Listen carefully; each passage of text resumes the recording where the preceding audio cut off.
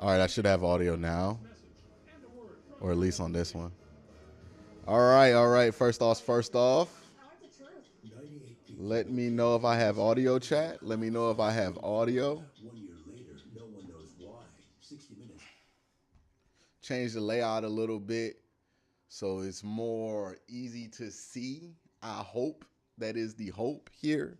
I'm just gonna adjust some things while we're waiting. No, no, no. To kind of get it more symmetrical.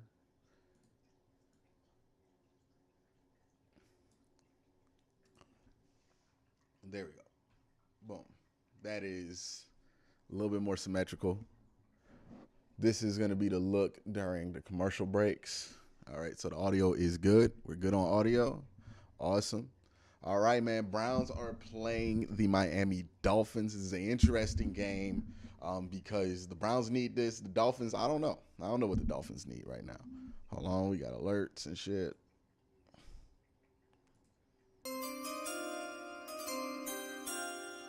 This one from Ray Rags who says Nova Stone is going to have a field day after Tampa won, and they are in first now. That is crazy. As terrible as Tampa Bay has been, they are still some way in first place. There's an awful division the NFC South is. A straight up terrible division. But hey, whatever gets you in first place, get you in first place. And that's what the Browns are trying to do, right? The Browns are trying to, whether it's the division, whether it's the wild card, they're trying to come up from the dead. And I think the Tampa Bay Buccaneers are an example of, hey, man, it's not done just because your record sucks. And for the Browns, it's the same thing. It's not done for them just because the record sucks.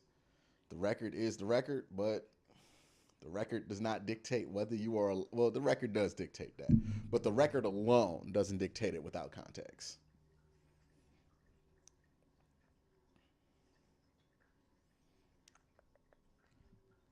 How are you guys feeling? What's some score predictions? I want to get some score predictions. Let's get some good vibes going in chat. Get some score predictions going. No, I do not want to update the computer right now. Stop asking me that. I don't want to update the goddamn computer.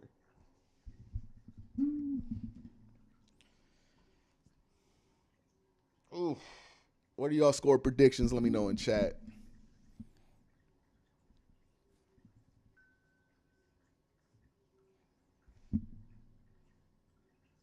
It's gonna be a busy day for me personally. I'm doing this stream for however long, and then I'm thinking the Cavs. I'm rolling right into a Cavs game. I got to make a video about that. So it's gonna be a long day for a brother here. It looks like a 3-4 video day for me. I'm thankful to be in this spot, but I'm also gonna be tired. So do what you can for me. You said 37. Okay, so we got a high scoring game. You guys think it's gonna be high scoring? Yeah, Cavs play at 6. Oh goodness. All righty, let's go. There you go.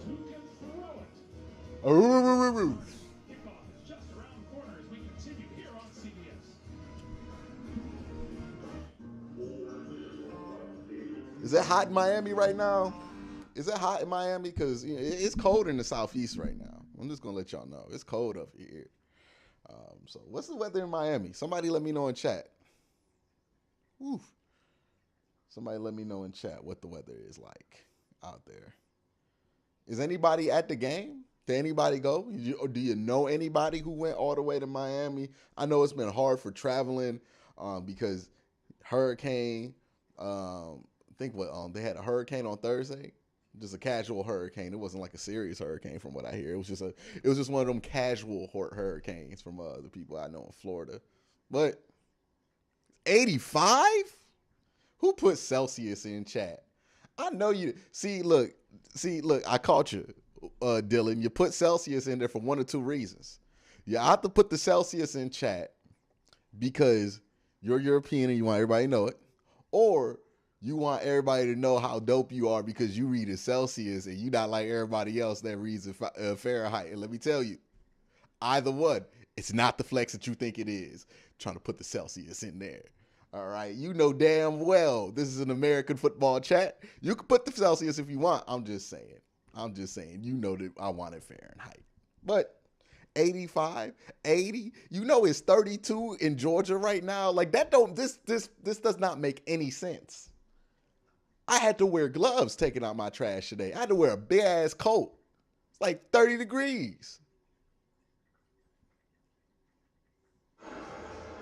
It's all love, brother, that put Celsius in the chat. Like, I'm not trying to flame you or roast you or anything. I'm just saying, come on, bro. I know why you put the Celsius in there. It's all love. It's just a little jokey joke. At 3-5, this team, they're going to make any noise in the AFC North. It has to start here today. Minecraft Master says, good luck today, Quincy. Appreciate that. Bengals are on a bye week, so boy, the Browns start losing, all them Bengal fans going to pour in today. I already know how they be. I already know how they be. That's pretty impressive when you look at Miami. Just think of all the things that have happened this season with the injury to Tua and having to navigate all that. And yeah, it was 30 degrees in Atlanta, man. 30 in the morning. It was like 7 in the morning, though. I've been working on stuff all day, so I ain't been outside since that. But yeah, it was tiring.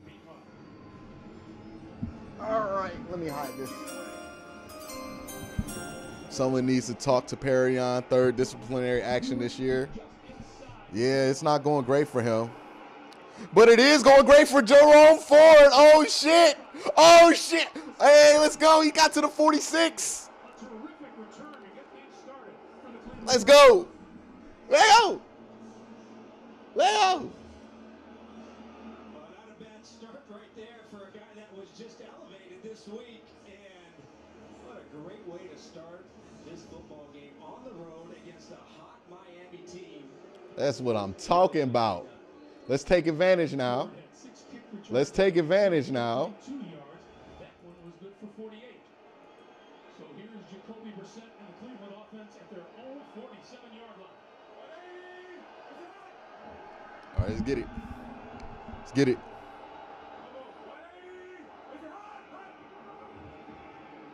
Play action pass. Throws it down. Oh, he has him. Underthrew him, but still got it. All right now. All right now. Could have been a touchdown. But I ain't going to be mad about it. All right now.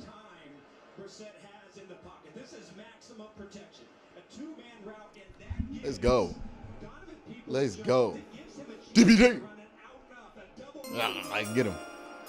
Ray Rag says he kind of has to learn about stuff because that's what, Celsius, because that's what the temperature PC components are in. Either way, it was a flex. I think he was down before that. Either way, it was a flex. It was like, look, bro, I know Celsius. It was one of them. Because I work in, I've done a lot of PC building. I'm a nerd like that. I understand that Celsius, you have to do that. That's how they print out the temperatures for your CPU when you overclock, heat sink, all that. But I don't be going around telling people the degrees in Celsius. That's like when people give you the time in military time. Like, okay, brother, I get it. You serve. Hats off to you. But what's the actual time? Against Cincinnati 2 weeks ago. 2nd and 9. There you go. Get third and short. Is that Farrell Brown?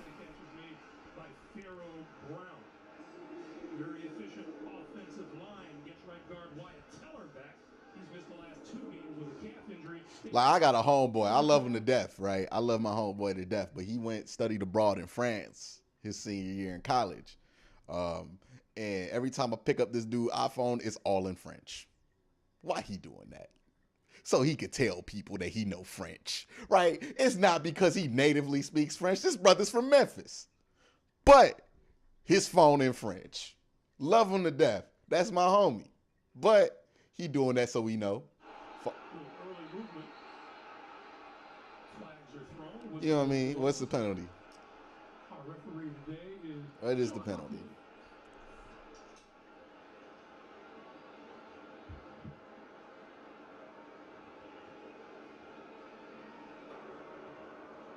Yes. First down.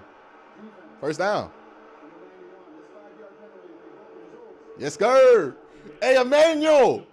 Let's go, Emmanuel. Appreciate you, man. Welcome back. What a start here. By the way, Archer Cleveland. By the way, Jacoby Brissett throwing here in the first quarter, 2 for 2. Yeah, you were quick to point Oh, boy. out how good he is. All right, in Kevin. the first quarter. Whatever you do not call a double end around reverse. Whatever you do, man. Throwing in the first quarter. First and goal. Come on. Come on. The fake to Chubb. Brissett pulls it down. Now Woo! throws over the middle, and it is incomplete in the end zone. Oh, pass interference? Penalty marker thrown. Are we serious? Donovan We Peoples, getting this lucky today? extended receiver.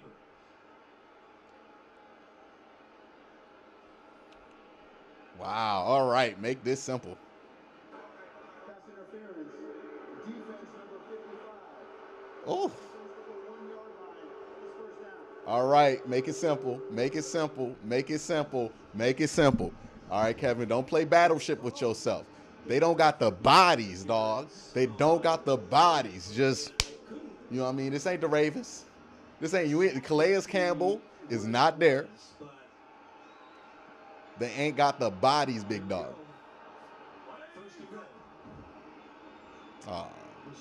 Okay, got it. Cool. There we go. There we go. Okay. All right now. All right now. All right now. Are we feeling good now? How are we feeling now? Let's go. Stefanski couldn't ask for any better start to this game. Yeah, they're going to sneak him behind the line of scrimmage, really play and force the Miami Dolphins. Y'all roasted me for not knowing. I know military time. My dad was in the Navy. This is why I'm annoyed by military time. I know I just got to subtract 12. I don't feel like doing math when I ask for what time it is, man. I know if the sun out, the sun not. It's 1 o'clock, dog. Don't tell me it's 1800 or whatever it is, or 13. Like, come on, man. Come on. Stop giving military time when people ask for the time. You know what you're doing. You know what you're doing when you do that. Military people. I get why y'all do it in the military, but we at Kroger. We at Giant Eagle. I don't need to know military time at Giant Eagle, man. I don't need to know. That's a great first drive, though. Let's see how the defense responds. That's always the big question. That's always the big question. But how you like that? How you liking that? I like that. Do you like that? I like that.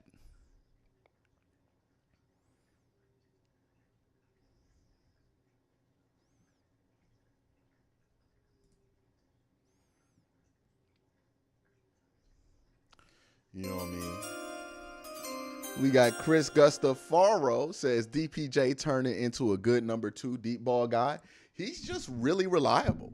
You know what I mean? Like, that's what he's really developed into, is just a super reliable dude who can get you 20-yard chunks, can get you 30-yard chunks every once in a while, but he's so good out of empty, giving you 7 yards.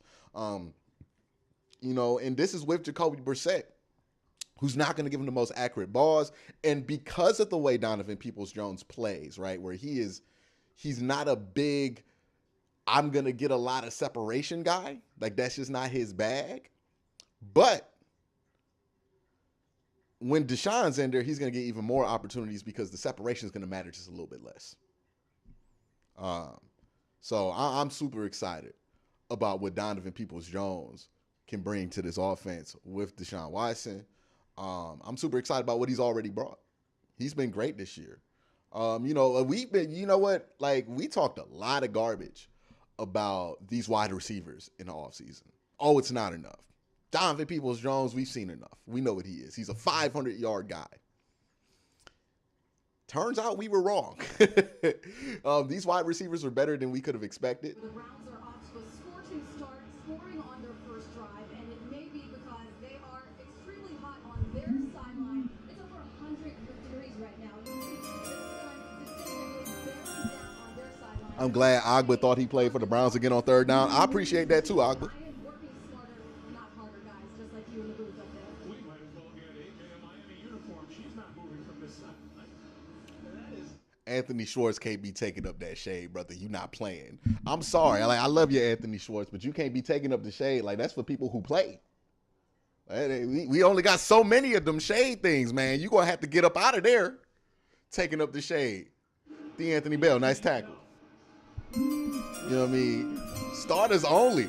Under the shade. Let's get it. Browns about to prove everyone wrong. Hope so. Hope so. All right, let's see what the defense do. Let's see what the defense does, man. He is playing with such confidence right now, and the way he's letting it rip. You know, AJ in our open mentioned he's a timing savant. To me, that is the key to their passing game. The timing and precision at which he gets the ball out.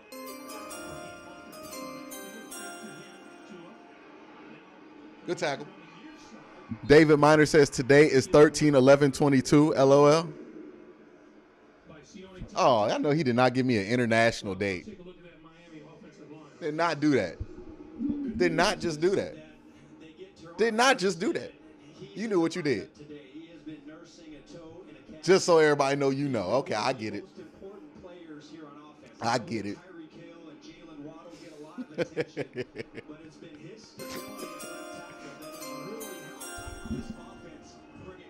Ah, shit. All right, Real KW says Browns and Cavs game today. Hopefully win both. Me too. I hope so, too. The Cleveland defense starts with people who harass the quarterback up front. What they need is people that can cover and have elite coverage ability. First down is so important for the Cleveland Browns. When they don't give up those 5 yards on first down, they are so much of a better defense than when they don't. And I know that sounds like obvious analysis, but it's really the difference between a good drive and a bad drive is how often they prevent teams from doing that. Speaking of, and they stop him. All right, Mighty Mulatto says DPJ is the truth, so damn open all the time. Yeah, I love what he's doing this year. So about a 2-yard run there, so they're in 2nd and 8, which changes the play calling dramatically. Again, keeping them behind 2nd and 5 is the key for this defense. Because then puts them in 2nd and 8. Maybe they get 5 yards on 2nd and 8. You get 3rd and short. 3rd and short's where this team's good at. I know that Mike McDaniel would love to try to get the run game going here against the Browns. On 2nd and 8, Tua throws it out to the side, getting that ball out. Good tackle. Good tackle. He is wrapped up at about the 33. All right, let's get off the field here. 3rd down. Let's get off the field. So it'll be 3rd and about 4 for a first down. We're under the 10-minute mark. Talked about the importance of Tua getting that ball out in a hurry, and everything is timing for that Dolphin offense. And one of the great ways to measure how good a quarterback is playing is how he operates on 3rd down. And it's hard to argue he's one of the best 3rd down quarterbacks in the National Football League, especially when you get under 5 yards, and a defense has to decide whether or not they're going to play man. Are they going to give him it? Where's that spot going to be? It's going to be close.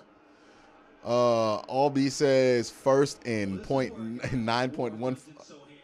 Y'all going to troll me all day with this. Y'all going to give me the meters. Y'all hilarious. I appreciate this. This is pretty creative. This is a creative way to troll. Let's get him here. Jeff Wilson in the backfield. And Wilson has the first down. Fighting his way to the 40-yard line. Hey, ballsy of him to go for it. Daniel couldn't say enough about the addition of Jeff Wilson to this football team. Already a big impact, and this is a really nice job on the right side of that offensive line.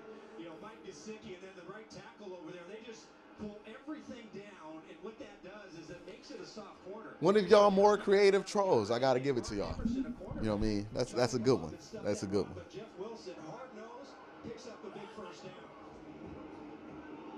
Oh, boy, deep ball.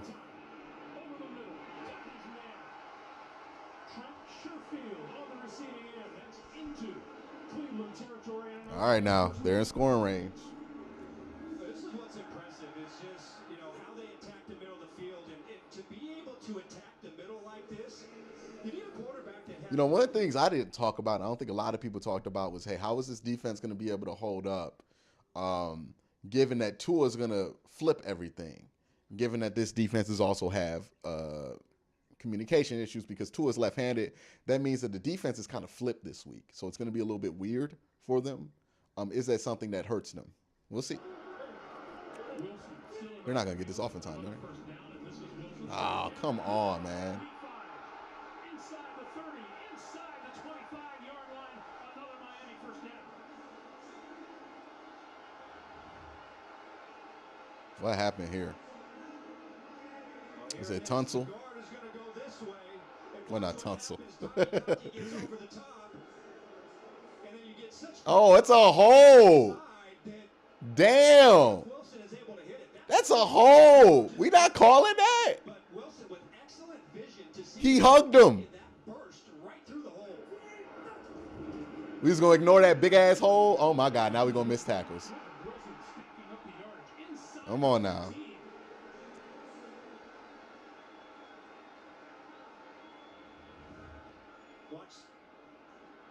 Jeez. Over there, and that's really where this play is made. You know, he's able to come across the formation and then just get a chop. And how impressive is this? You know, the running game really hasn't been a big factor. It's been just kind of an afterthought because the passing game is so good, but they're running the ball really quite well here today against the Browns defense. Browns have not allowed an opponent to score a touchdown on an opening drive this season. Tua pulls it down. And I don't think he got it. Just look at that. So, Arch, it's going to be that kind of a day. Oh, yeah. Look at this ball handling by Tua. First of all, he takes a high snap. No, he got it. Question, did he able to get it in? Yeah, he got it. Yes, that ball crosses inside the ball. Oh, well, we found out what kind of day it's going to be for the defense, man. Hopefully it's just one drive. Able to adjust and then gives Engel the ball where he can just catch it, run after the catch. Great blocking downfield, and how about that for an answer drive by the Dolphins? All right. Jason Sanders for the extra point. And just like that, we're tied. 6 minutes, 13 seconds to play. Here in the first quarter. And the Dolphins have the answer. 7-7.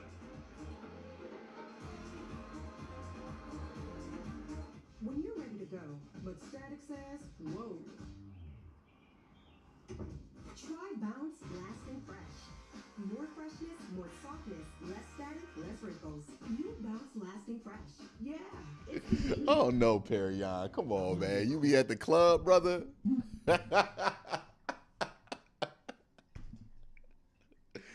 Damn, man. Good thing you ain't get drafted like New York or something like that. What would you do? Imagine that brother was like in Atlanta. Oh, my goodness. It's like 8 clubs in Cleveland. How are you spending this much time at it?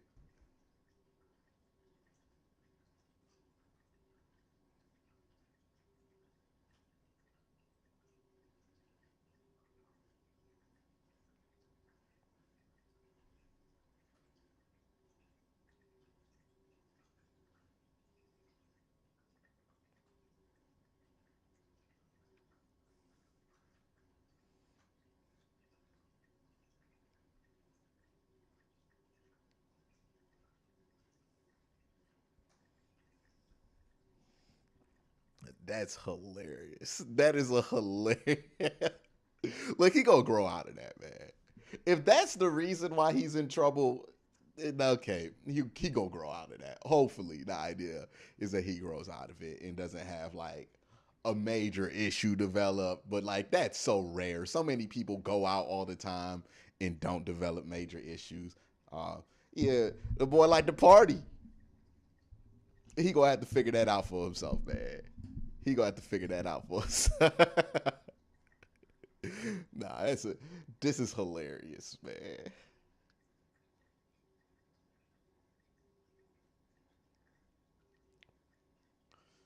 That's hilarious. I want to know what kind of club he be going to. Like, is this a strip club problem or is this a just nightclub problem? If it's a nightclub problem, that's such an unserious problem. If it's a strip club problem, it's also an unserious problem. I'm just curious. $6 combo. That's finger That's just kind of hilarious, Perion. Come on, bro. Come on, bro.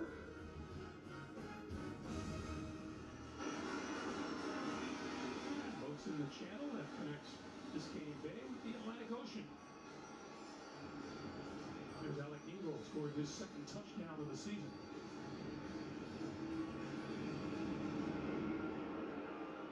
Ford will not get a chance to return this one. And the Browns will start from their own 25-yard line. Hey, Sylvester Stallone stars in Tulsa King, a new original series from Taylor Sheridan, co-creator of Yellowstone. Stream it now exclusively on Paramount Plus. Head to ParamountPlus.com to try it free. I mean, good thing he didn't make this trip. We got a football game on our hands. Don't be hasty, Archie.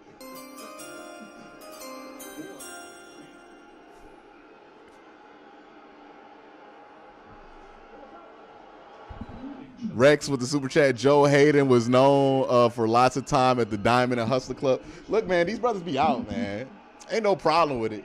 I think the problem with Perion isn't that he's going out to clubs in Cleveland. Let me be clear on that. I don't think the issue is that. By the way, Nick Chubb just got absolutely stuffed. But it's that he's probably going out to clubs on the road, right? Because this stuff really happens on the road. And they didn't want this brother going out in Miami. 9 tackles and had a really nice game. Got to figure if you want to stop Nick Chubb, you need to see a lot more. He'll be active next week. To the rest of the defense. Second and 9.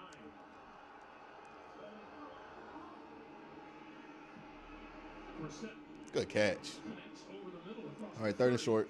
Pharaoh Brown on the receiving end. Time for our first update of the day. Let's get you back to New York. JB and Coach Howard. Nice kick return sets up this score. Yeah, how about Greg? Hey, Greg, that was a typical Adam Marshall tackle right there before you saw it. But right there, Devin Singletary goes for 5 yards out. They tie up the game 7-7. Back to Greg. Coach, you didn't have to say that. He would still stay. First down. You know, That's hilarious. but I get a big Yeah, so when players get in trouble for going to the club, I think it's important to know they're usually not getting in trouble for going out to the club on home weeks. It's usually on the road when you're going out and you're late to a meeting the next morning, right? That's why, or when you're going out so much that it's affecting your ability to be on time. That's the stuff that they start to discipline for. You can be at the club. Joe Hayden was never late to a meeting, though. He's going to throw it again. There's another completion across the 40 out to the 42-yard line. This time, David Bell, the rookie out of Purdue, with the catch. Good catch, David. What you're seeing right now is a really nice job from Jacoby Brissett to just take what the defense is giving him. You know, you hear that pretty much every week. But what he's really doing that. The first play of the game, they get aggressive, take a shot, he's able to nail it. And then anytime the Dolphins play zone, they're just... NFL team's real strict about that, man. If the bus leave at 10, the bus leave at 10. So on second and 4, play fake. Chubb this time. And Brissett Don't throw it. Bradley Chubb, along with Christian Wilkins. Oh, yeah, I forgot they got Bradley Chubb. Watch Phillips here, and then Chubb is coming from this side. Look at what Phillips is able to do, first of all, on that right side. Christian Wilkins, he's coming up in the middle, and then you get Bradley Chubb coming around that corner and is able to clean it up. And to me, this is why they went out and got Chubb, so they don't have to blitz as much. They can take some of that pressure off of their secondary. If they can get to the quarterback with 4 rushers, that is going to help this defense. Third and 12 now. Brissett dodges. Got him! There we go! DPJ! Yes, sir! Yes, sir! He's to the 45 of the Miami Dolphins.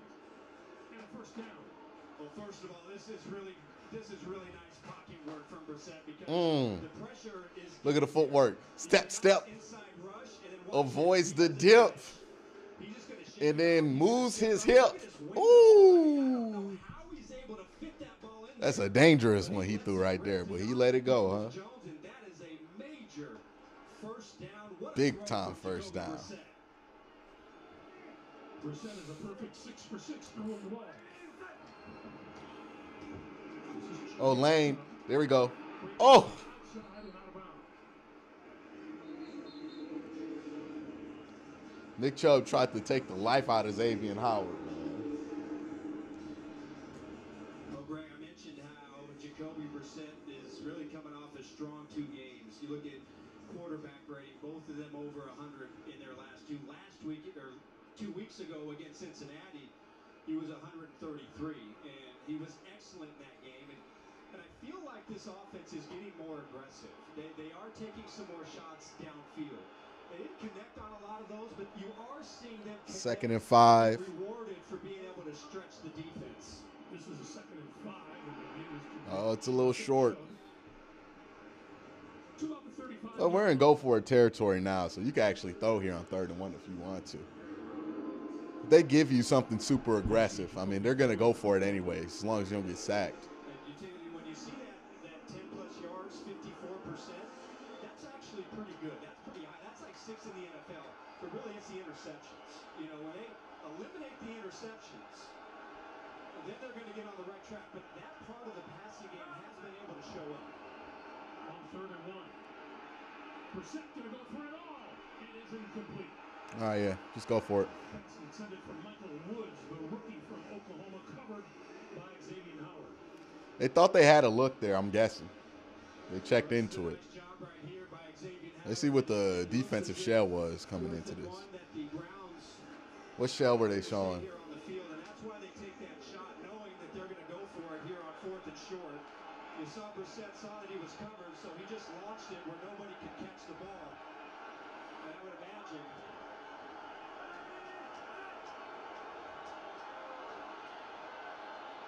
And now here's a flag thrown in. I think we got the timeout first.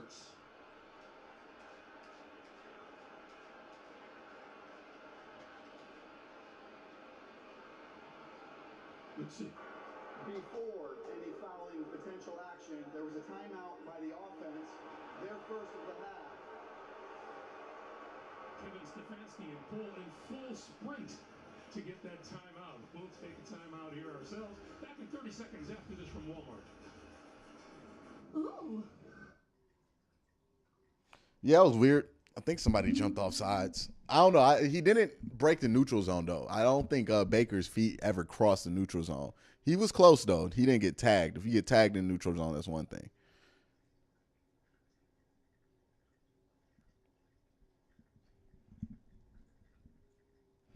I don't know. It seemed like he was in a look that he didn't want. That's what I'm thinking. I think he got caught in a look he didn't want. See what they come out in. If they come out in the same play, then I don't understand the timeout. Or he thought they were going to get a penalty or something.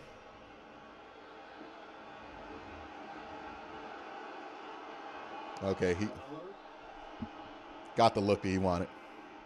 And Brissett appears to have enough as he gets it inside the 35-yard line, and that'll be a Cleveland first down.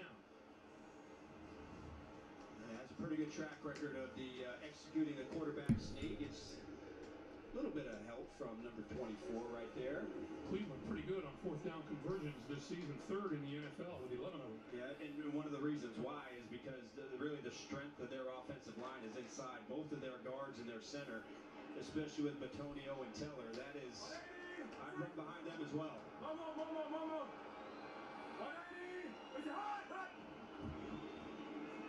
We're set to throw. Yeah, don't want to throw that. Overthrew Pharaoh Brown. That play got weird. Everybody came off their breaks weird there. Just a little bit of pressure in Brissett's face, and it's like he really couldn't step into that ball, so it goes a little high. I think so far in this game, I like the pressure that Miami is bringing, and that they're able to generate with just 4 or a 5-man rush. 2nd and 10 now with 20 seconds to play here in the first quarter.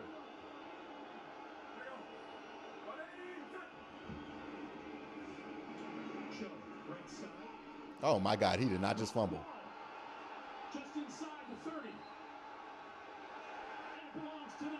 Nick, man.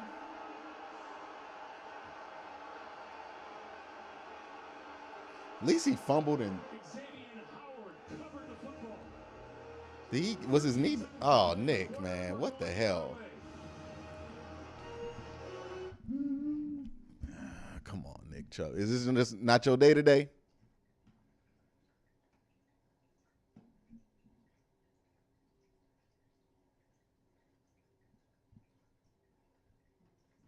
Is it not your day today?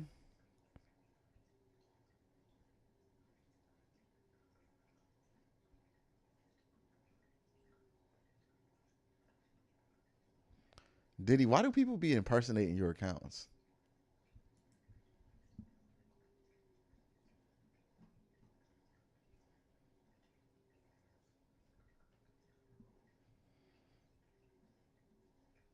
I wouldn't call Nick Chubb fumbles rare.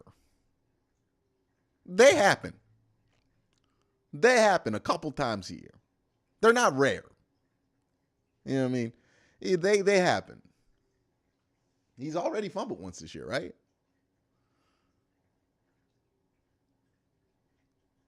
He got punched out. I mean,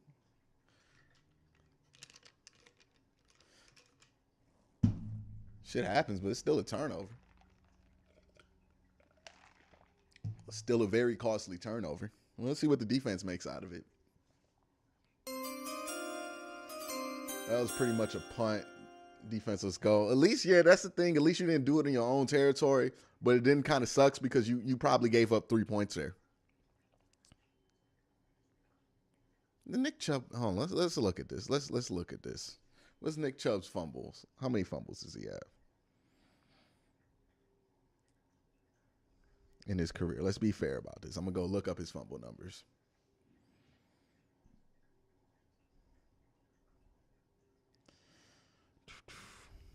What's his career fumbles?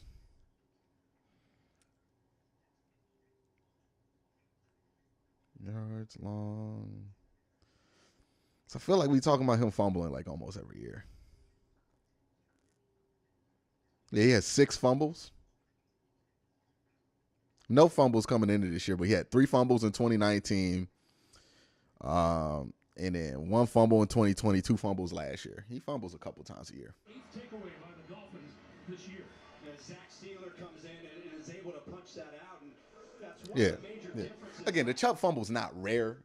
It's not like a weekly occurrence. If he wasn't Nick Chubb, it would be a problem. But he's Nick Chubb, so nobody cares. Between last year and this year's defense. It's like Myles Garrett going off sides. Like how much do we really care about that? That appears will be the end of the first quarter. But yeah, the fumbles aren't rare. 6 in what? He's really only been playing for like the last 4 years. But 6 and 5, that's not rare.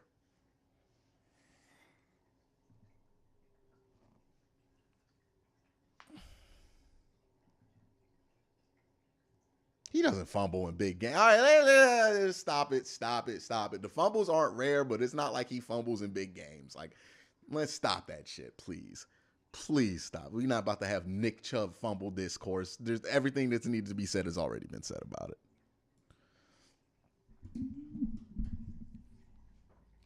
Yeah, I mean, like the first drive's a scripted drive. Sometimes they work, sometimes they don't. We'll see. We'll see what happens here.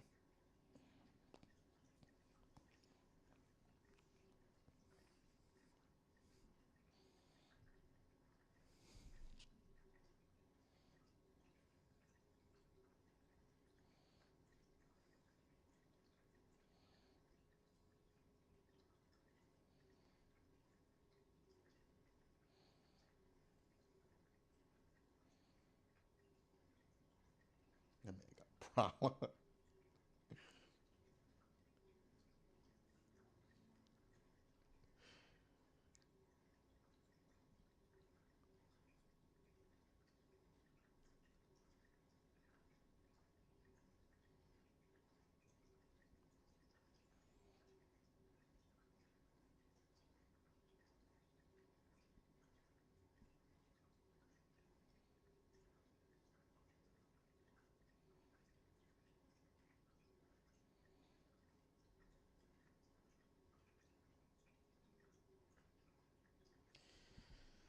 I want a meatball sub, man.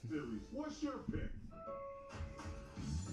Where can you go for the latest must-haves and every season's nice-to-haves? Lowe's, actually. Find everything you need and more this holiday at Lowe's. The NFL on CBS is sponsored by Coors Light, made to chill, and by Lowe's. Let's tackle home together this year. A little local flag. All right, defense, show up. Kids ages 6 through 18 as you look at the numbers for the first quarter.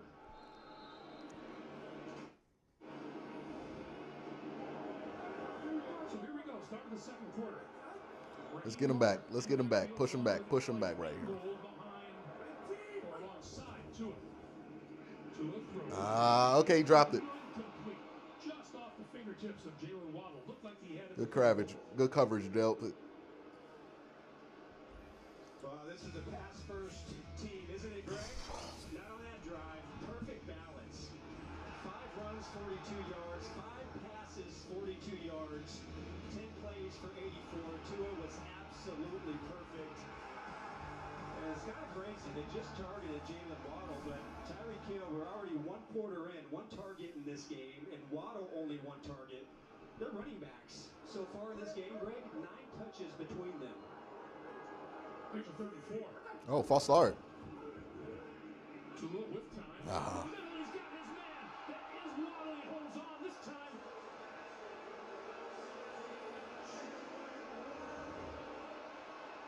This is tough coverage. You see right there in the middle, Greg Newsome. He's playing inside technique, and he doesn't give up any cushion. So he's squatting on the route, and Waddle, he's just going to take that. You cannot squat with no help.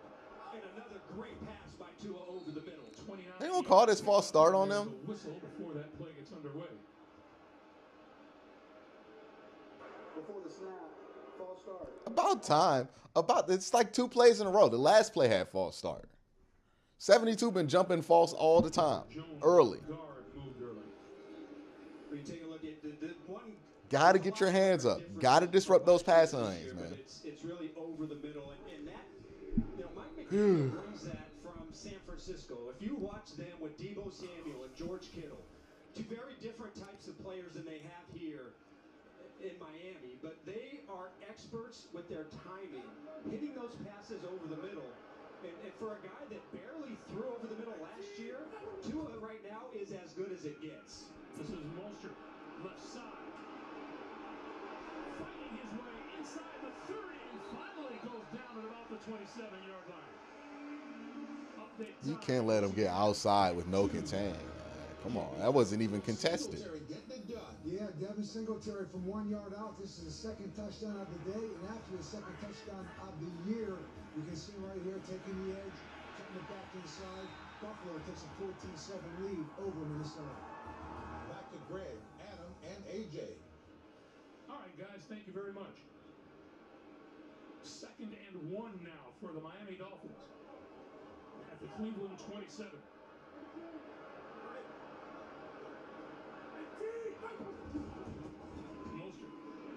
We are not containing this edge at all. Not doing a good job at it. Oh, Greg, we came into this game thinking and knowing that Myles Garrett would need to be a major factor to be able to get pressure and try to disrupt the timing.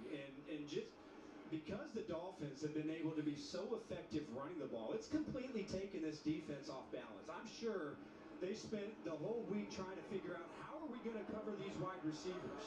But the run game has totally taken Myles Garrett out of this game.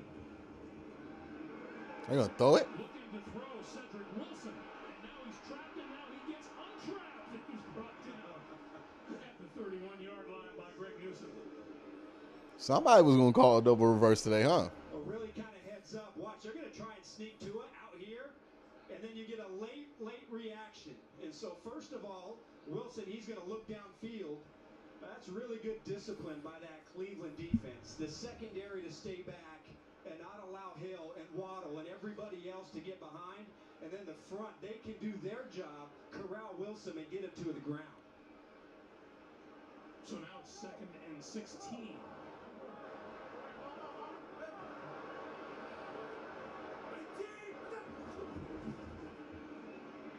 Tua got rid of it this side and underthrows Jeff Wilson.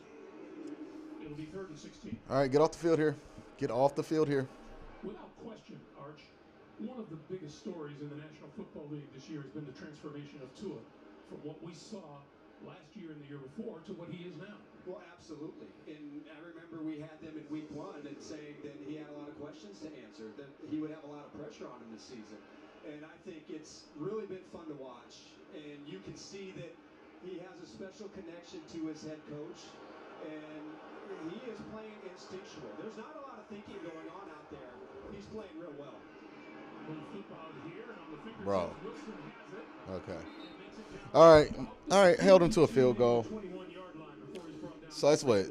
You lost 3 points. They got 3 points. So. And Greg, speaking about Tua, it's just you can see it on the tape with his decision making and how fast he is playing, with the timing. You know, he does have great weapons, yes, but the way he's getting everybody involved. It's fun to watch when players, regardless of the position, you can see that they're playing fast, using their instincts, reacting instead of thinking on every play. This from 39 yards out to give Miami the lead. Ball gets way and good. 11:05 to play in the first half. Miami on top by a score of 10-7 back after this. That's half the fun of a new house. Seeing what people left behind in the attic. Well, saving on homeowners insurance with Geico's help was pretty fun too. Ah, it's tiny dancer. They left a ton of stuff up here.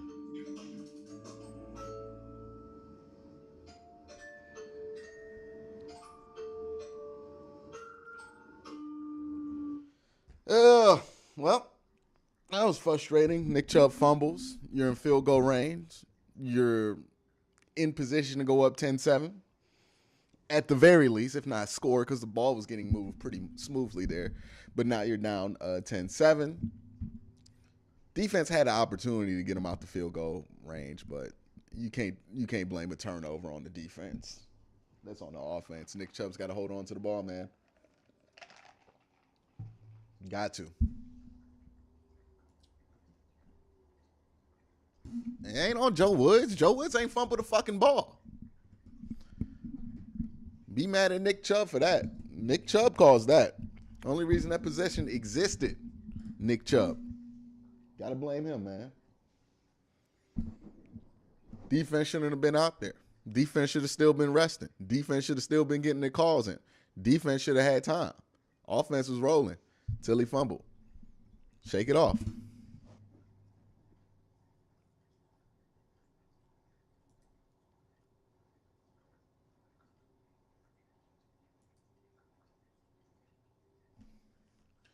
That's what's up.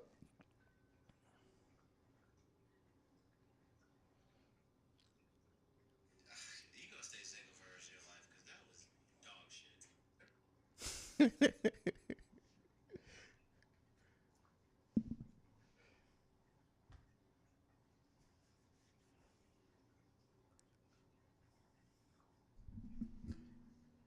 All right, man. Let's get this game back going. We don't need anything from kick return, man. Like, the Browns can move the ball on the Miami Dolphins. That's not been the question. Both drives look promising. Paramount Plus. Offense has never been the problem unless they fumble or get a dumb turnover or something like that. 11:05 to play here in the first half. The Dolphins with a 3-point lead. We here at CBS Sports want you to know that CBS Sports embraces authentic stories. Share yours at #MyMediaStory.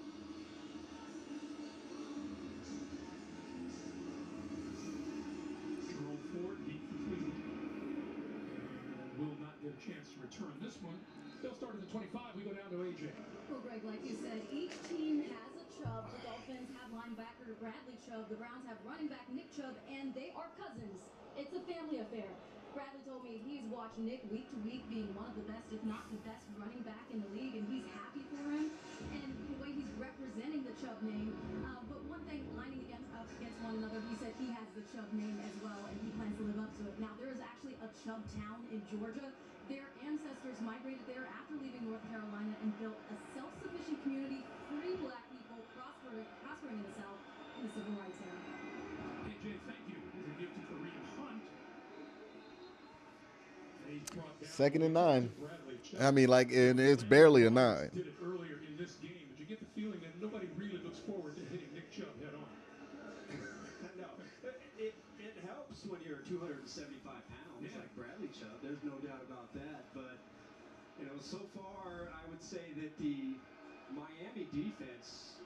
Look, the Browns have been a pass-first team in this game, but so far the Miami defense has not allowed Nick Chubb to be a factor so far. 2nd and 9. Brissett on the Coop. has his man. Here we go. 35 to about the 36 is Amari Cooper. Amari Cooper hails from this area. A bunch of people in the seats watching it today. Yeah, this should be a pretty fun matchup because we all know what Xavier Howard can do, and we all know what Amari Cooper can do. A specialist at being able to get off the line. And again, I do think that the Browns, they want to make a playoff push, and they know that it just can't be Chubb, Hunt, and the run game, that they have got to be able to put some fear in a defense throwing the football, and Amari Cooper is that type of receiver. Brissett rolling. Let's run it. Going to keep it and head out of bounds close to the 40-yard line. There you go. Way to hold on to it. Way to be smart there, 7. Well, prior to that snap, way to be smart. The Cleveland Browns, known for their running game, averaging just 2.3 yards per rush, while Miami, known for its passing game, averaging 8 yards a carry. No, and when you look at it, the Dolphins last week, they gave up 252 yards. Justin Field had 178 of those yards.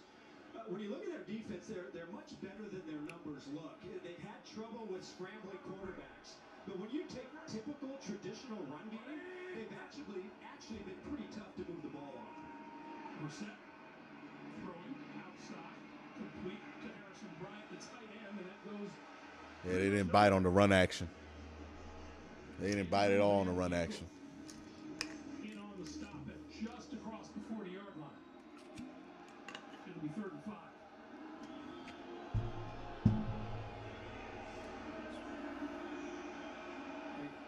Remember that one of his favorite targets, especially on 3rd down, is not playing in this game, and that's their tight end, David Njoku. And he brings an element that, when it comes to these third media, man coverage, he's one more guy that you have to cover, but not on the field here today. 3rd and 5. Stands in. Here you go. Throws, and the diving catch is made at midfield by Cooper. The always reliable Mr. Cooper. Thank you. The activity in the Cleveland camp. A lot of these Browns can't understand why, for the life of them, the Dallas Cowboys ever let Amari Cooper get away. But they're glad that they have him. This is a really nice job of moving Cooper before the snap and then creating a stack so he can just run the slant back inside. So a really nice job of moving him around, and Brissett having himself a pretty nice game here so far. 8 of 10, 91 yards and a touchdown.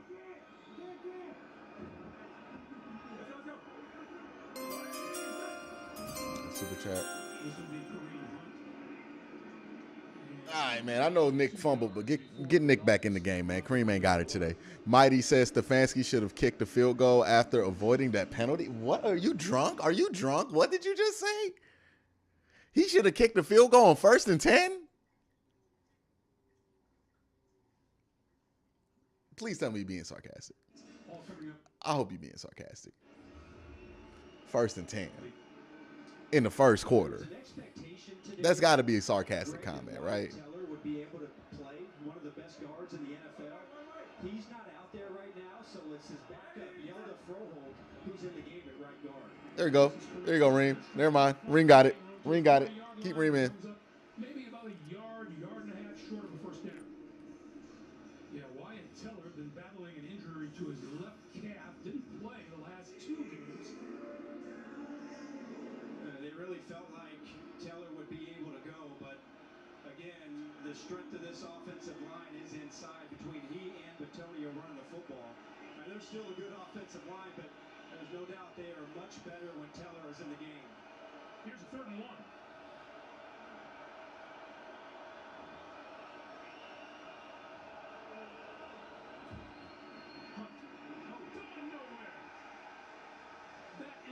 And go for it here. 4th and inches. What do you mean? Nick Chubb didn't fumble that ball on 4th and inches. They got the first down. They got the first down. And then Nick Chubb fumbled on 1st down. Or like 2nd down. Either way, kicking a field goal? Are you serious? There was a 3rd and 1 they could easily get. And I don't even think they were in field goal range yet. Were they? Either way, if you get 4th and inches and you know you got a QB sneak that's automatic, you got to go for that. Nick Chubb shouldn't fumble. Ah.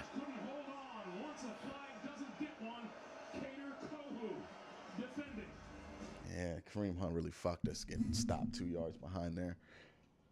All right. Yeah, that's in no man's land. Like, Cade York's not making a 60-yarder in Miami, so you can't really kick it. Punting it, what's 20 yards to the Miami Dolphins at this point?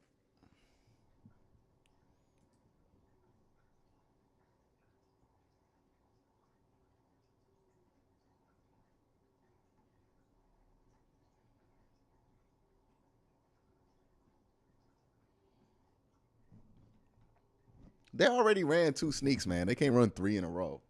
Like, the sneak looks unstoppable, but you can definitely stop it if they know it's coming. Like, they ran 2, you know. They should have mixed it up. They ran the ball there with Kareem Hunt. Don't know what y'all want.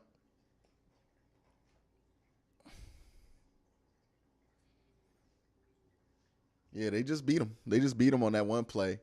Get stopped there. And then, you know, it's 4th and 3. You're in no man's land. You kind of got to go for it. Defense got to show up here, man. Kareem Hunt's in the game because Nick Chubb just fumbled.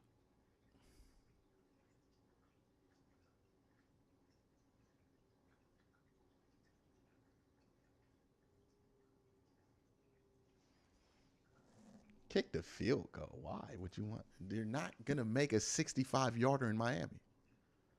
It's humid. That boy is shaky as hell. No, man. You're not kicking no 65-yarder. If it was like 55, okay. But that was like a 65-yarder, right? They were on the 45. I don't know, man. They weren't even on the 45. That's the game. It's the 2nd quarter. Can we have more resolve today? Like, for real. Can we have more resolve, some of y'all, than to cry and complain in a 3-point game right now? Can we have a little bit more resolve?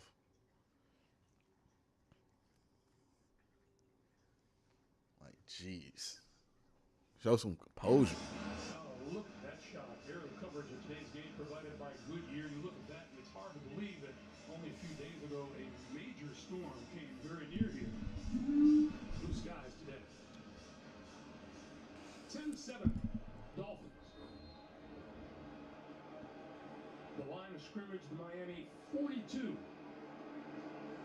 And 1st down.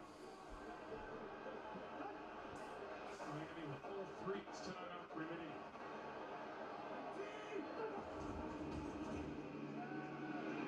Tua got rid of it down the sideline and is caught by Tyreek Hill. It's going to be roughing. They're going to be roughing. It feels like roughing. They're moving the ball up.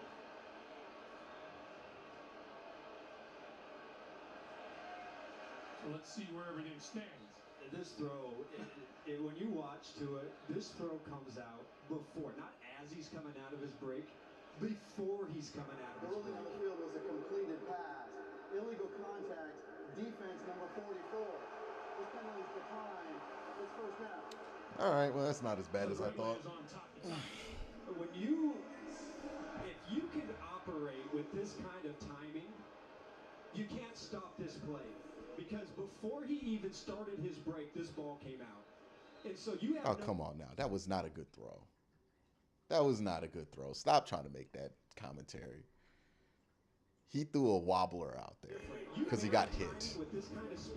We don't got to make everything a quarterback does be this magnificent triumph over the laws of nature. Like he just made a wobbly throw and it was able to be completed because nobody was in coverage because it was a run action. Like can we not with these quarterbacks, man? This is how like regular quarterbacks get pushed too high and then people got to hate on them to push them down. Just can we be adults about how we rate quarterbacks, man? You know they're always going to be able to blitz, but to be able to have the balance to be able to just rush forward. Oh, he's going to get yards on this one. Yep. Boy, they're pushing us off the line of scrimmage today. That is another Miami first down. So watch the inside players, how long they wait. Look at right here. And then look at the offensive lineman here and here. I mean, that hole is just a monster. Now, we go back and you look at, the Dolphins and you watch Baker and Roberts, how they're flying in the hole on run. Well, when you're worried about play action pass and these receivers, late to react wrong, that's the result. Q season as much as we want to, man. What? Q, as much as we want the season to mean nothing, doesn't mean, of course, I want the Browns to win the whole thing, but come on, let's be realistic. Can we watch the fucking game? Yeah, Marquez Valdez-Scantling from 18 yards out, and the Kansas City Chiefs now taking a 14-0 lead. Back to the greatness of Greg Gumbel. That's a triple G. Thank you, guys. On 2nd and 1, there's a Mostert. Welcome to Walmart. Defense is back. Yeah. Like the last thing I want to talk about during the Browns game is that the Browns season is over. Because we're watching the game anyways. What's the fucking point of doing that? Like if you're watching the game, clearly the season isn't over. For you at least. Because you're still watching. Where's the one place they could get hurt in the passing game? It's in the middle of the field. So they've seen it week. That is the least interesting discourse I could have if I was just on the stream talking about season's over. Ooh. Who the fuck wants to watch that? Who the fuck wants to listen to that? And these monster holes open up for Wilson. A direct snap from the man in motion and looking for the first down. That's going to be very close to it's going to be short. Didn't get it at about the 13-yard line. Well, they're going to go for this. No, short for first down. Durham Smythe was the man in motion, stops and takes the snap right there. Are they going to challenge it? Oh, stop them! Big play defense! Jeff Wilson is not going to get it. There we go. There we go. Way to show up. All right, get a score, though. Got to get a score in 2 minutes here. And the Dolphins will turn it over on downs to the Cleveland Browns. Hey, way to show up, defense. Way to show up. It's hard to tell. They haven't thrown the ball much. They've thrown like 3 times, and like both of them have been out of play action. So it's hard to tell if Emerson's doing good.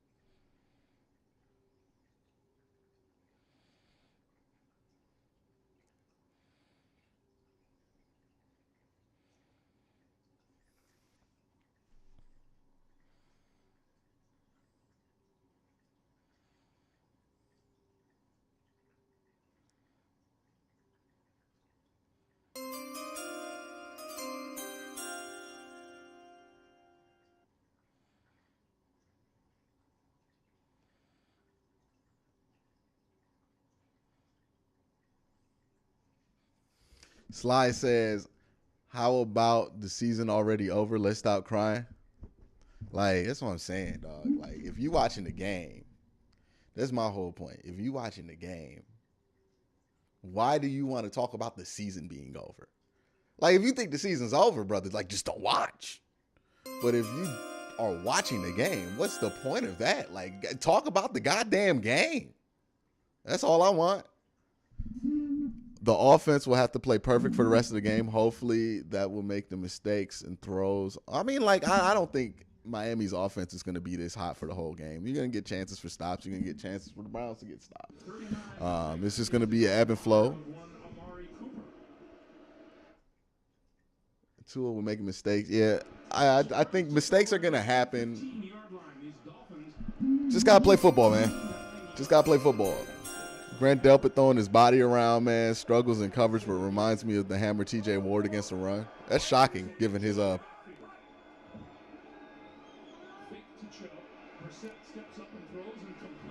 Good run, good run. Good job. Good job, Harrison. 2 minutes to play in the first half. 10-7 Dolphins.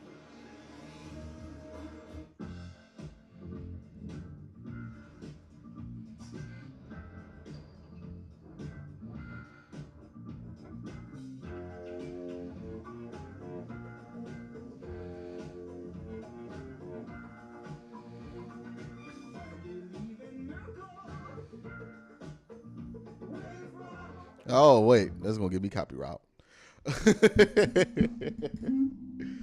But yeah, that's all.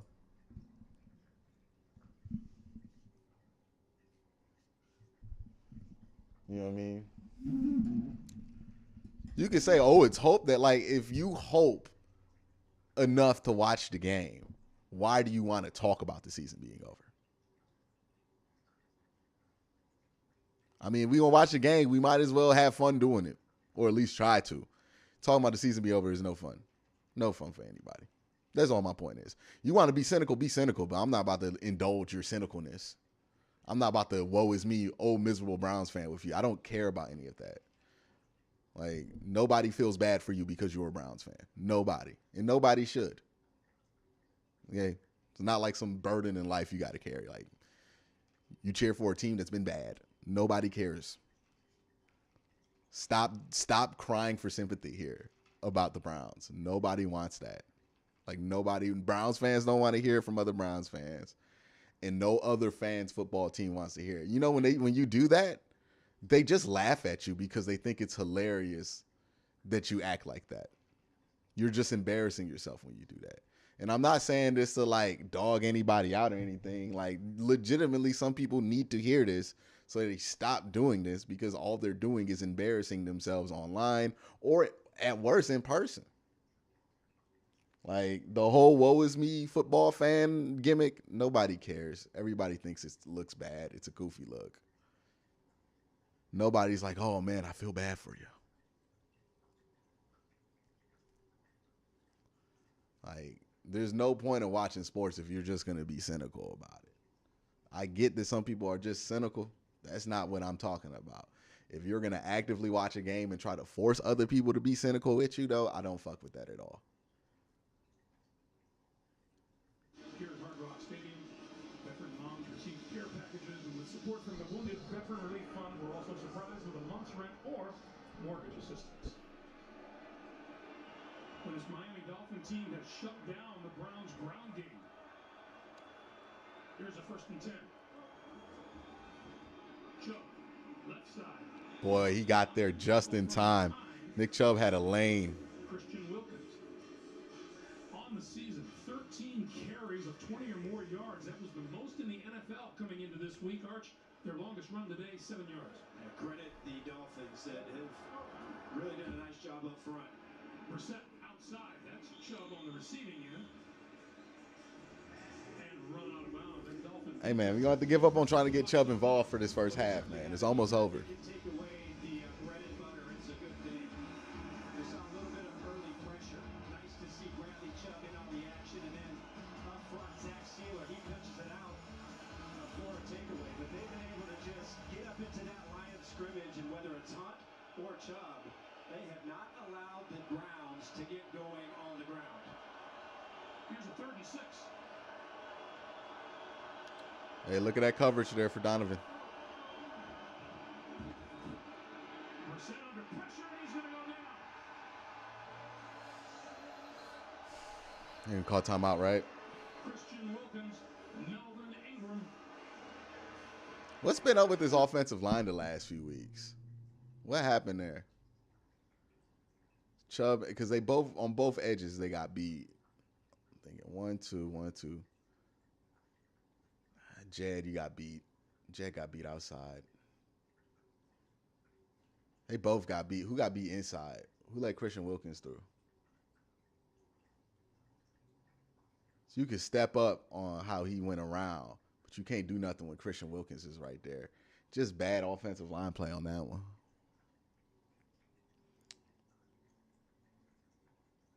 All right, defense, got to step up, man.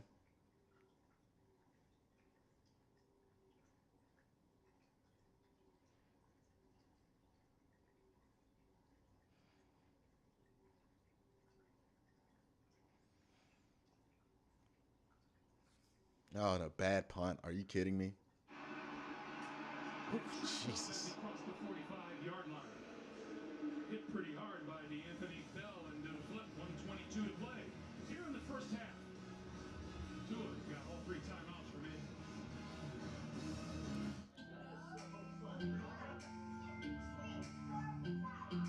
This is the planning effect. This is how it feels to know you have a wealth plan that covers everything that's important to you. This is what it's like to have a dedicated Fidelity advisor looking at your full financial picture, making sure you have the right balance of risk and reward, and helping you plan for future generations. This is the planning effect from Fidelity. I get skeptical when things seem too good to be true. You could say, I'm a realist. How would you honestly scheme up the run game for the second half? You might have to just give up on it, man. It's been a net negative for this offense. Has been their attempts to try to run the ball. What's worked is throwing. What's been keeping you ahead the sticks is throwing. The run game has been to your detriment in this game. So it might be abandoned territory. Like, this is how the run game gets abandoned. I know somebody's going to put on Twitter, if the Browns lose, they ran the ball with Nick Chubb, blah, blah, blah. It's going to be some bad faith bullshit. But you might have to abandon it. It's done nothing but get you behind the sticks all game. You get a fumble from Nick Chubb. Kareem Hunt put you behind the sticks on third down. The offensive line put you behind the sticks to be more fair. The offensive line's just not playing good enough to rely on the run game. They really aren't. So you got to throw it now. I think it's time to let it go.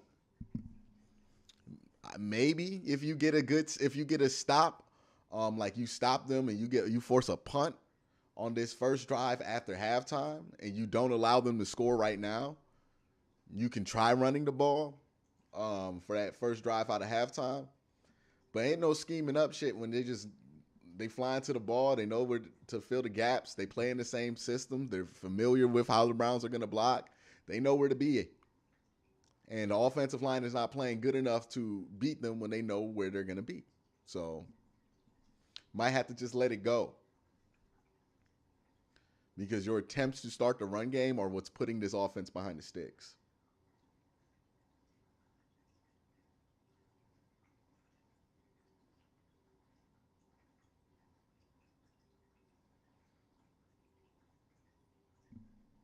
Report. Miami quarterback Keon Crossan was helped to the dressing room during that timeout.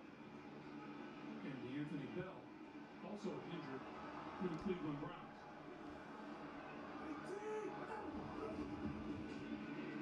Tua standing in, now flips it out. Ooh, good tackle. If we can start throwing the ball, well, it should open up the run game for some rushing opportunities. If we get up, we got to get up, though, on the scoreboard, throwing the ball for that to happen. We're not going to open it up if we tie the game or something like that. You know what I mean? Oh, wide open.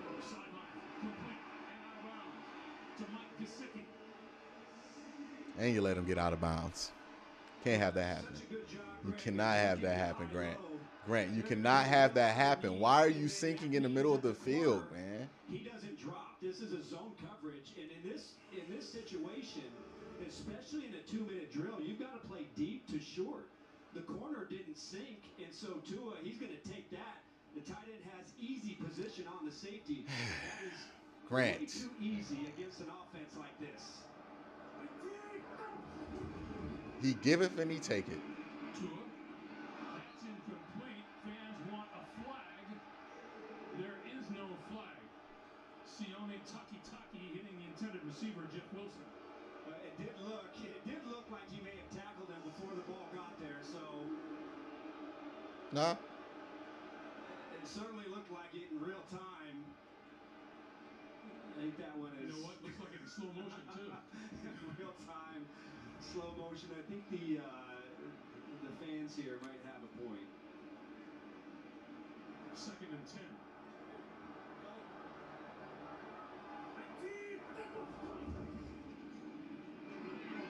Coming to this side of the field, and that's complete to Trent Sherfield. And he's out of bounds, stopping the clock at 49 seconds. One thing I do think that the Browns, Like you know, 3rd and 6 here. A little bit by the run game, but I do think that they have done a good job of taking away the middle of the field. And you see, you know, a lot of times in this first half, Tua, he is looking down the middle, and then they force him to dump it off to the outside to his backs in the check down. So I do think they have done a really good job of taking away what the Dolphins want to do. 3rd and 6. Oh, under. Cut it.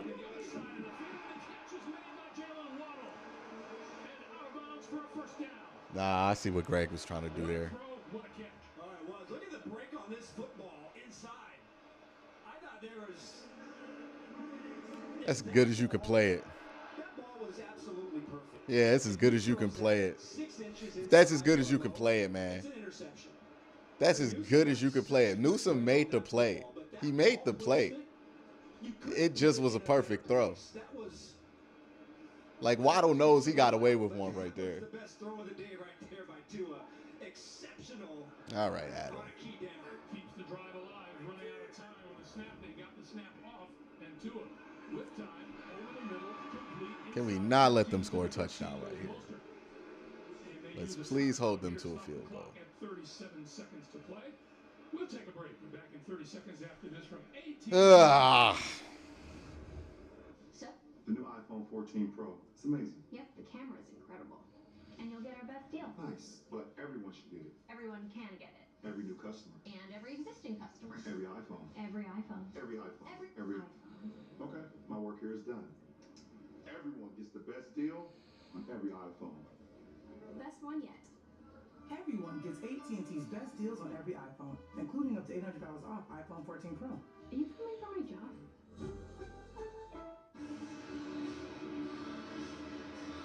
Welcome back, everyone. 37 seconds to play here. Oh, man. Newsom was right there. He made the play. Just better throw. All right.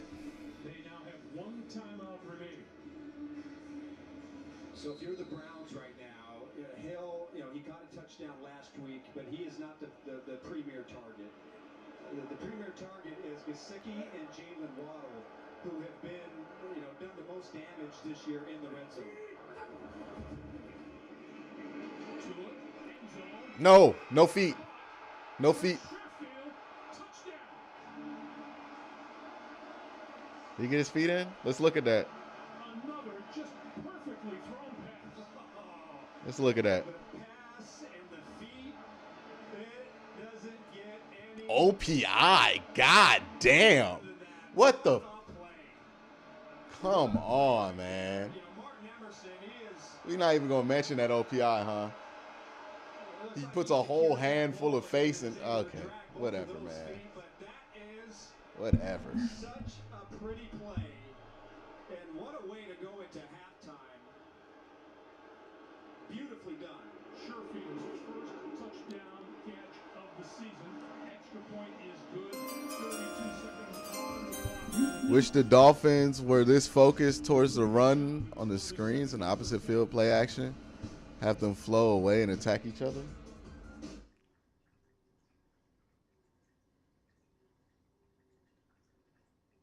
Okay, hold on, wait. With the Dolphins being focused on the towards the screens before opposite field play action, they did some of those opposite field play actions. They didn't work. What they're doing is that they're winning on the line of scrimmage. That's the big problem. There's no way you're going to game plan that, right? Because their linebackers are playing opposite field, like they know where to go. The defensive line is just winning the battle up front. If the offensive line was winning that battle, they would flip. You'll be able to get more of that, but we're not stopping their front four. That's the problem. He legit stiff-armed Martin Emerson, like, before he got to the ball. Ridiculous, man. All right, man. Now you're not exactly where you did not want to be.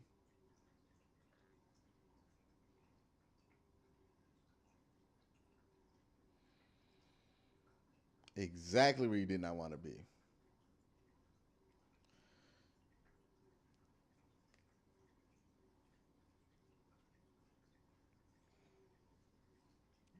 See, the fumble puts it, because it should have been, what, 10-14? Now it's 17-7 with 35 seconds left. I don't know if you get this ball in field goal range. I don't even know if you attempt to. I mean, you're not getting the ball at the start of the half, so you might as well try something here. But we'll see what Kevin does, man.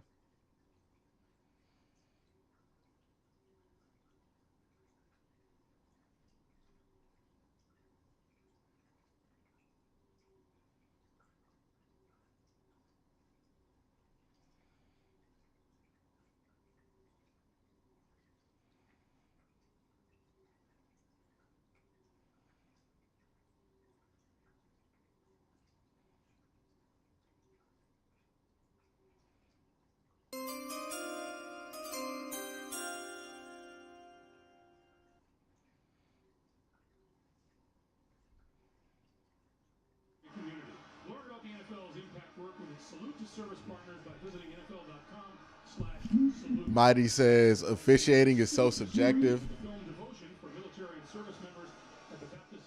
Guess they just call stuff when they want to. Military members from Air Station Miami, SOC South, Wounded Warrior Project, and Miami Veterans Affairs to view the film.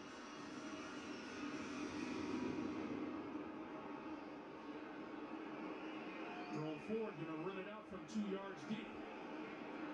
Putting it back and down at about the 17-yard line. So just in case you're wondering, these Miami Dolphins have won 26 straight when they lead at halftime. That's the longest active streak in the league. And they get the ball to start the second half. That is such a huge drive. And I was really impressed. It's no different than the way it's been the last couple games, but they hadn't been good, the Dolphins, on third down, but you saw Tua make a money throw to Waddle on third down, and then just a beauty in the back of the end zone to Trent Sherfield. 27 seconds and 2 timeouts for Brissett. Cuts this one loose and across the 25 Timeout. to 26-yard line. The catch is made by David Bell, but we have a flag down.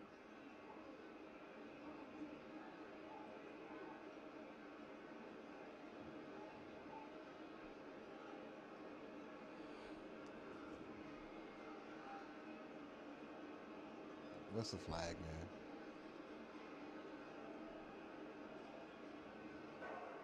There were 2 fouls by the offense on the play.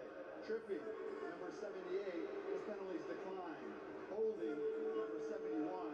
The penalty will be half the distance to the goal. Replay, first down. So Willis guilty of the hold. So they do know how to throw flags on the offense. Cool. You know, people sometimes Good to know. that ploy Good to know. Curry, the opening kickoff, and taking the kick in the second half. This is when it works out. Oh, you got it. Getting a double dip is one of the great joys of life, Greg. Are we talking Dunkin' Donuts or are we just talking football?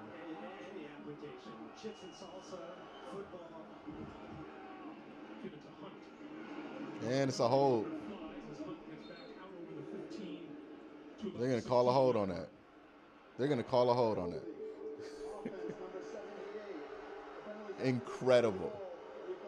Incredible bullshit right there. Wow. Jet not good enough to have a visor on. Who cares? I would say that that probably would be the right thing to do, but you never know. You might be able to pop a run.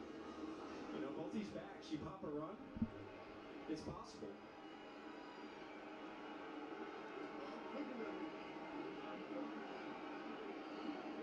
No popping a run here as Brissett takes a knee.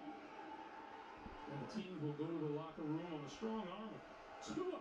14 of 17 for 154 yards and 2 touchdowns. Great first drive. That fumble really threw things off for this team offensively. I just don't like the 4th and 3 call, punt the ball. I don't care.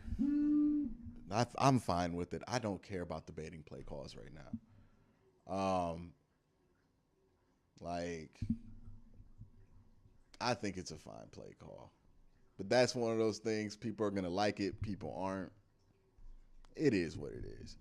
And punting the ball, let's be real here. Let's be real. Was that extra 20 yards of field position really, in your opinion, going to stop the Dolphins from scoring the football the way the defense has been getting smushed through like paper? Serious question. Serious question, CGG. Do you think that extra 20 yards of field position potentially does anything? They needed to get into this locker room and regroup. They really did. Had a golden opportunity to do that, only down 3. Unfortunately, they got the offensive line didn't get anything going. I have more problems with the play calling on that drive than I do with the 4th and 3, to be honest with you. The punt there, did it really matter to me? I don't really think so.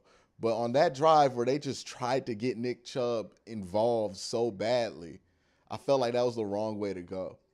That was really the wrong way to go. They run it with Nick Chubb, it gets stuffed, and then they try to get a little out the older Nick Chubb, and it gets caught 2 yards, and you end up in 3rd and 7, and then you get sacked on 3rd down. We went away from what worked. What's not working right now is Nick Chubb.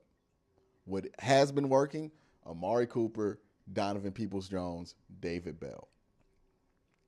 Let's get the ball to the people that are moving the ball. And right now, that's not Nick Chubb. Right now, that's not Kareem Hunt. I understand that you want to force your identity on teams. I understand this and that. I get it. But we're putting ourselves out of doing what we did best there in this game so far on that drive. So I have an issue with that. I think they tried to force Nick Chubb too much, and it didn't work. That's why you can't just force things and it'll happen. You just can't force it. Defensively, they back to stinking. This is a stinky defense. They made a couple of good plays. The Grant Delpit on that 4th down stop was huge, but we ended up doing nothing with it offensively. The tackling's been terrible. And the defensive line play has been bad, but we kind of expected that the interior of this Browns defensive line wasn't going to be good. The problem has been the offensive line has been stinky for the Cleveland Browns. Not just bad, stinky. Legitimately, stinky, smelly, bad, ew, pewy, put it away, nasty, ugly stuff. Ugly stuff. Got to play better in the second half. They're down 10. They got to get a stop here. If they don't get a stop here, if they go down 17 points here, good luck trying to come back against the Dolphins. Good luck. It's already a pretty uphill battle right now, but, for real, good luck if you go down 17. So defense is going to have to force a punt here. They're going to have to force one. I don't think they forced a punt all game. I don't think we've seen their punter once. So got to get a punt. That's what's going to be the emphasis on. Got to get a punt right now. Game's on the line now.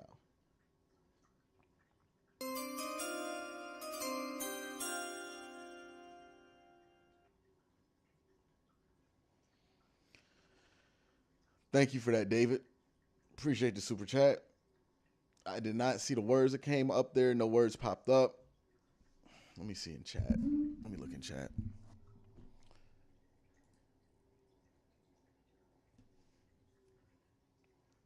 Chubb averaging 2.4 yards a carry right now. They are stopping the run. Look at how much.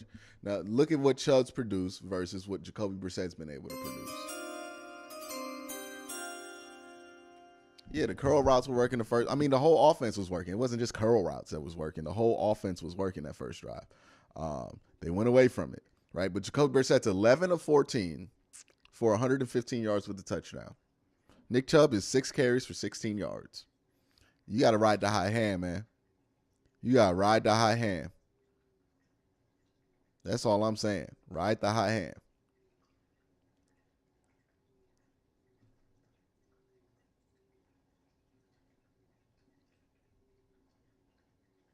Where is Chubb? He's out there. He ain't doing nothing today.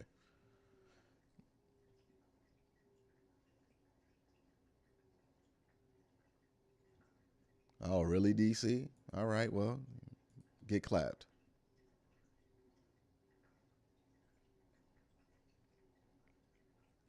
I can't. Like, why do we do this with this fan base? Why do we get into like tribalized fucking battle spots and then fight with each other over the dumbest shit?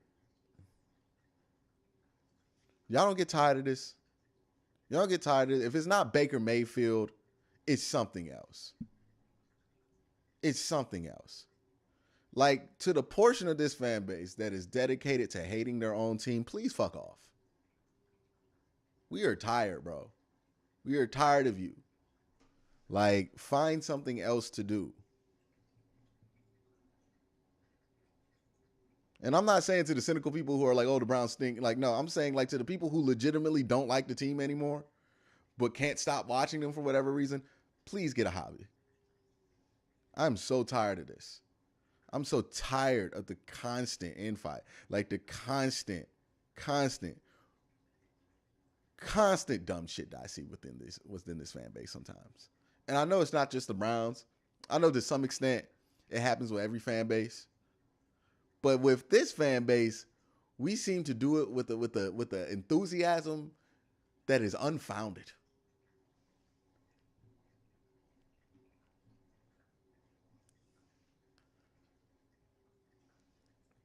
Quincy don't want to say what's real. I don't want to say what's real. Yeah. Yeah, what am I saying that's not real? I just don't say what you saying. And the reason I don't say what you saying is because I don't think that. Ever just come to your mind that maybe what you're saying might not be the absolute truth? Maybe other people have different perspectives on this. Different perspectives that might come with more information. Like, really.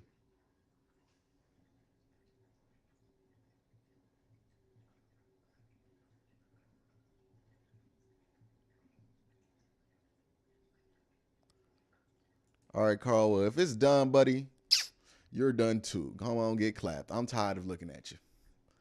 I'm tired of looking at you. That's all I'm saying is like, what is the point? What is the point of that? I help you out. Go on, get clapped, buddy. But yeah, that's what I mean. Like, they're gonna have to get a stop. If they don't get a stop here to start the half out, I mean, it's gonna be good luck trying to come back. 17 points is not doable. Not without a quarterback.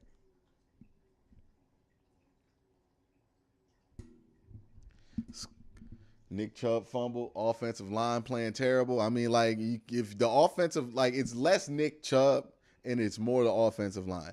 The offensive line has not gotten any push. If the offensive line is not getting any push, we can't keep running the ball, man. We're just wasting time. We really are. And we don't got time to. We're down 10 points. We really don't got time to be sitting here trying to get the run game going anymore. It's over. Abandon it. 6 carries, 16 yards. You tried. Let's go on. Let's go on. Thank you for being a voice of reason. Sometimes I feel like I'm losing my mind with some of these fans. And look, I don't want to point more energy negatively at other fans. Like, there are people who legitimately enjoy the team, want the team to be better, and they're cynical because of their will to want the team to be better. I'm talking about Browns fans who actively root for the team to be bad. Not Browns fans who say negative things. Not Browns fans who have different opinions than me. Browns fans who actively root for the team to be bad, and then when the team's losing, take joy in that. Okay. Anti-Browns fans. Those are the people I can't stand. Just to be 100% clear.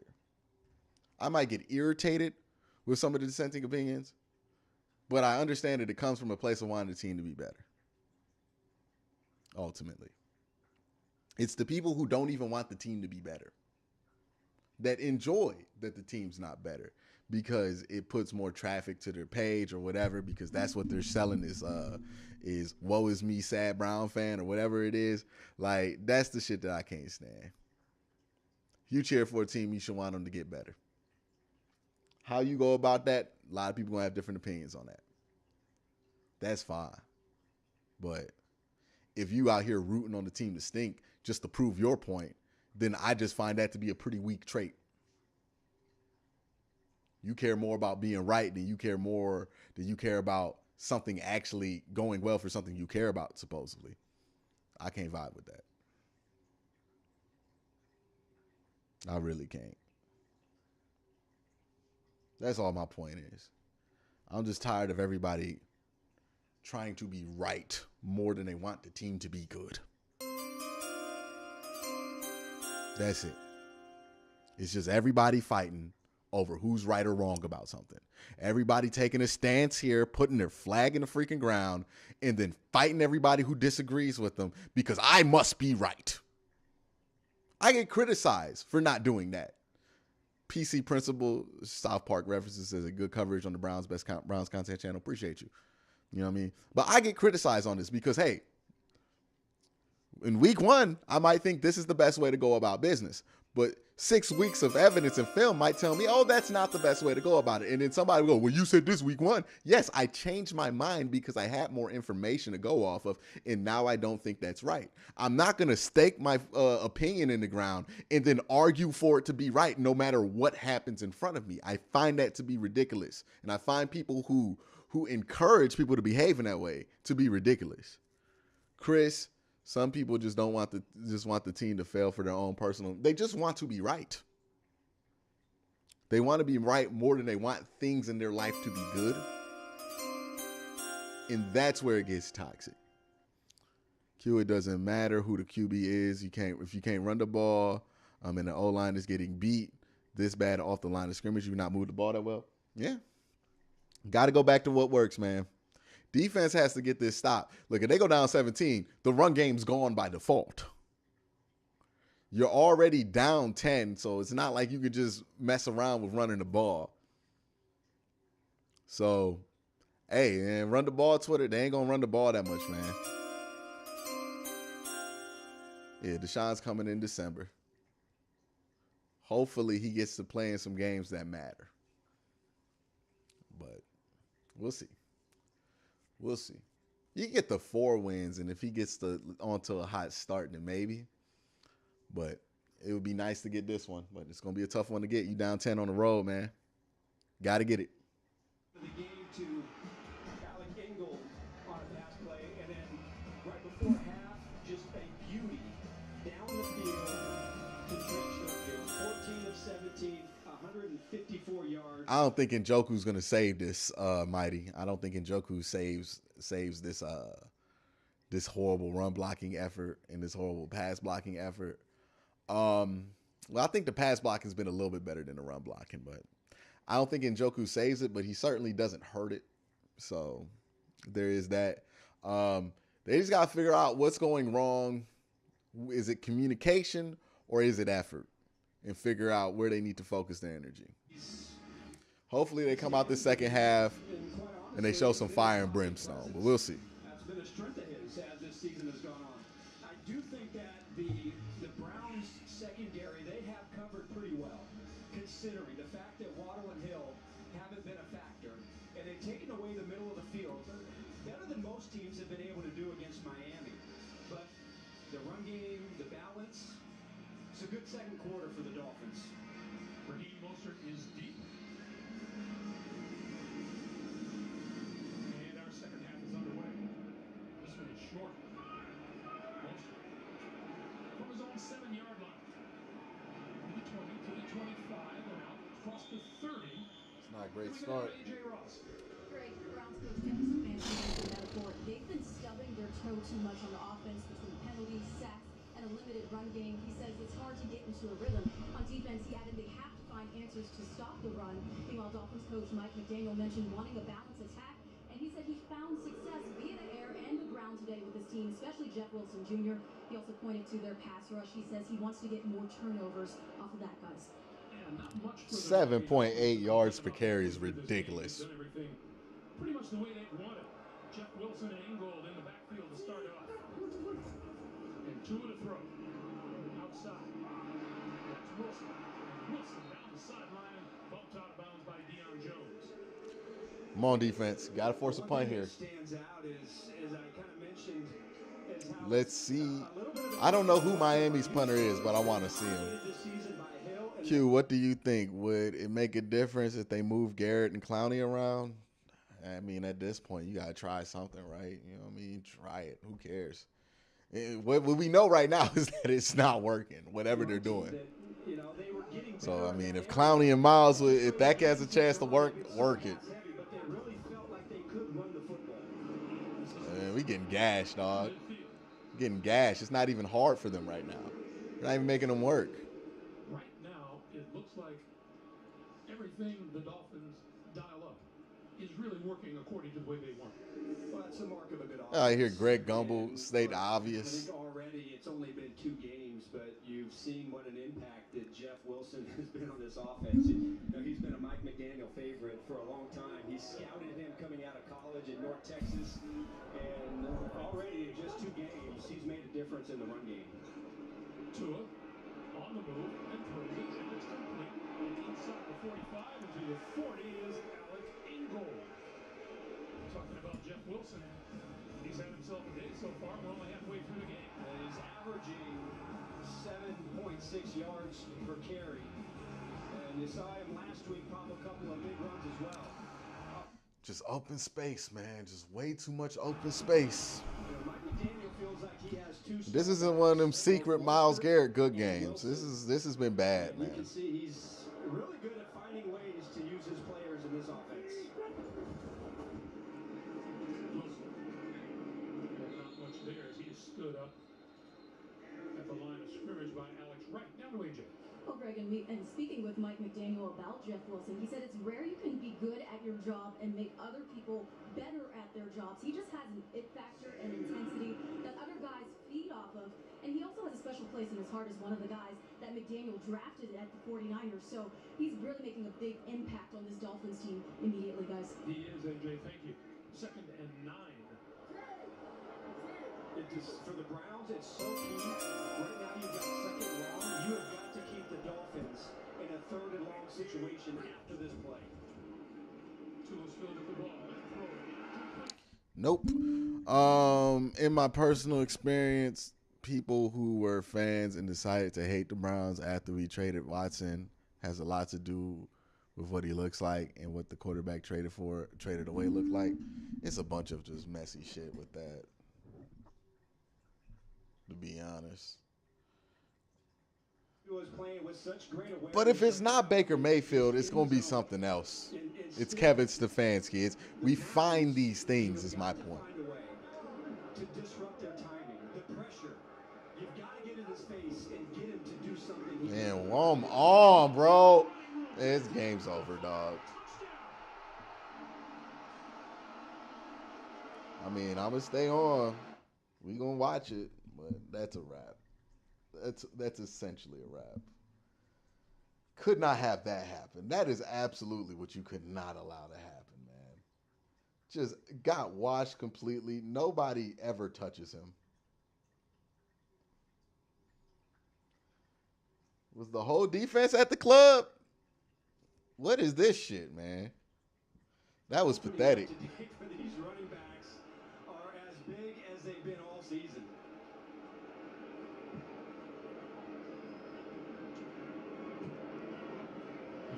Point is good. The Miami Dolphins have scored points on 4 of their 5 drives here today. Raheem Mostert finding the end zone here. 24-7 Dolphins. A breakfast croissant plus seasoned potatoes for $3, and they're redshirting you? It's just a standard work shirt. Hey, way to stay humble, man. Thank you, Reggie. Choose wisely. Choose Wendy's $3 breakfast deal. Because your lives are forever entwined. Those probable. Love entwined. Exclusively at K.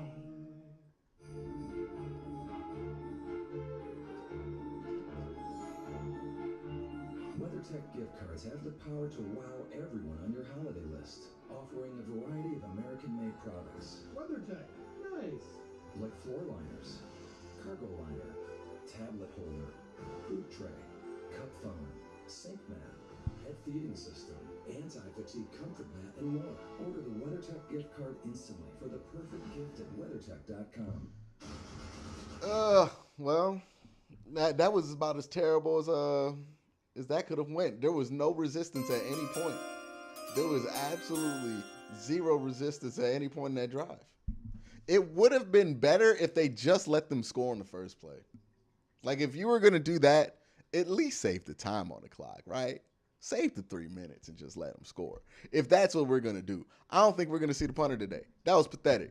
I just don't understand why the defense regressed. The defense did not regress. They just stink. They just stink. Maybe they, like, the play, I think it's obvious what happened and why they regress. They went from standard defensive tackle play with Malik Jackson and Malik McDowell last year to substandard defensive tackle play with Jordan Elliott and whatever Tommy Togiai this week, because I don't even see Taven Bryant's ass out there. Maybe he was at the club too. Fred Hines says, feels like the defense they didn't give up. They were trying. They just stink, Fred. That's what I'm saying. That was their effort. They gave an effort. They just stink. They just stink. The interior of this defensive line still stinks. They almost fooled me for 2 weeks. They stink. They still stink. They just stink. They stinky. I smell it from here, to be honest with you. You don't smell that? Y'all smell that? That's the defense. Yeah, it reeks. It's just bad, man. That's the defensive line. They stink. It's the one position group that lost 2 significant starters, and it's the one position group that looks absolutely dookie compared to last year. That's why they stink. Defense stinks. Mr. Rollup says defense regressed because of a track. The coordinator was the same last year. The defense regressed because they don't have standard NFL defensive tackles. And part of that's on Andrew Berry, part of that's on Joe Woods, because Joe Woods should really be advocating for better defensive tackles than what he has. And he should be more successful in advocating for that. Let's see if the offense can make some magic happen. Miami's been able to shut him down so far in this game. I swear to God, if we run a Nick Chubb right now. Some way they have got to use him to get them going. This is Chubb. Just give it up. Let's go down to AJ. Well, Greg, I have several injury updates. You're not coming back down. From what, 2 scores, 3 scores? Running the ball. It's not happening. Especially when you haven't been able to run the ball all game. Just let it go. All right, AJ, thank you. The Dolphins are already coming into this game wounded in their secondary. That's kind of been one of their stories. Let's get some empty going. So losing a guy like Let's take some shots. really hurts their cornerback depth. Nick Chubb, 7 carries for 18 yards today. Brissett, incomplete. 3rd and 8. We're about to get the ball right back. Brown right over the middle, but Jerome Come on now. Baker hit him hard. And it'll be 3rd down. But his linebackers playing tough, both Roberts and Baker. Perfect timing right there. So right now, Brissett has to find a way to be at his best. This is a critical drive right now because right now Miami, they have everything going for them. They scored right before halftime. They just went right down the field. So right now, Brissett's going to have to bring his best stuff to try and pick up this first down. He needs the 35-yard line for a first down. Running out of time, going to launch it deep. And it Oh, he got it. incomplete. What happened? Okay, flag. Jones, the intended receiver, we have a penalty Not on just the that. defense. Around the line of scrimmage. Just like that, the defense back on that BS. Yep. Personal foul, roughing the passer. Hey, Belder's out. There we go. This is a 15-yard penalty and an automatic first down. Oh, because he landed on him. That's kind of a BS penalty, but you know what? As much as Miami got away with in that first half, I could care less what's unfair to them. The officiating's just bad today. Can we get the Colts ex-coach as DC, Frank Reich? Interior defensive line is bad. Why would Frank Reich fix the defense? Why would Frank Reich take a defensive coordinator job?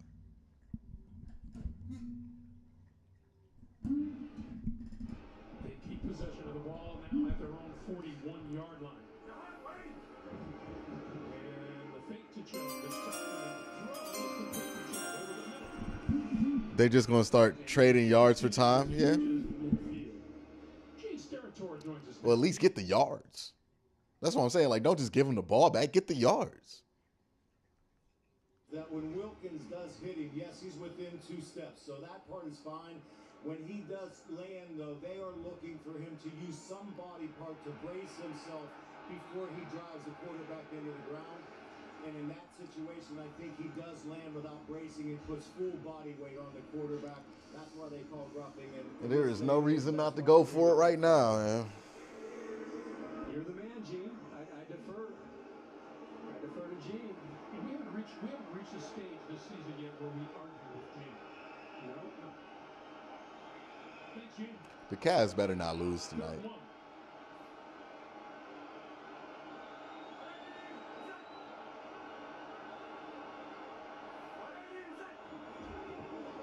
Chubb gets the first down and then some. There we go. To the 41-yard line and a first down. That is a good tackle by Javon Holland because it looked like Chubb was almost going to be able to shake free. Good job getting through the line of scrimmage, and then it's Holland just hanging on for dear life. That 8-yard run, Cleveland's longest run of the day.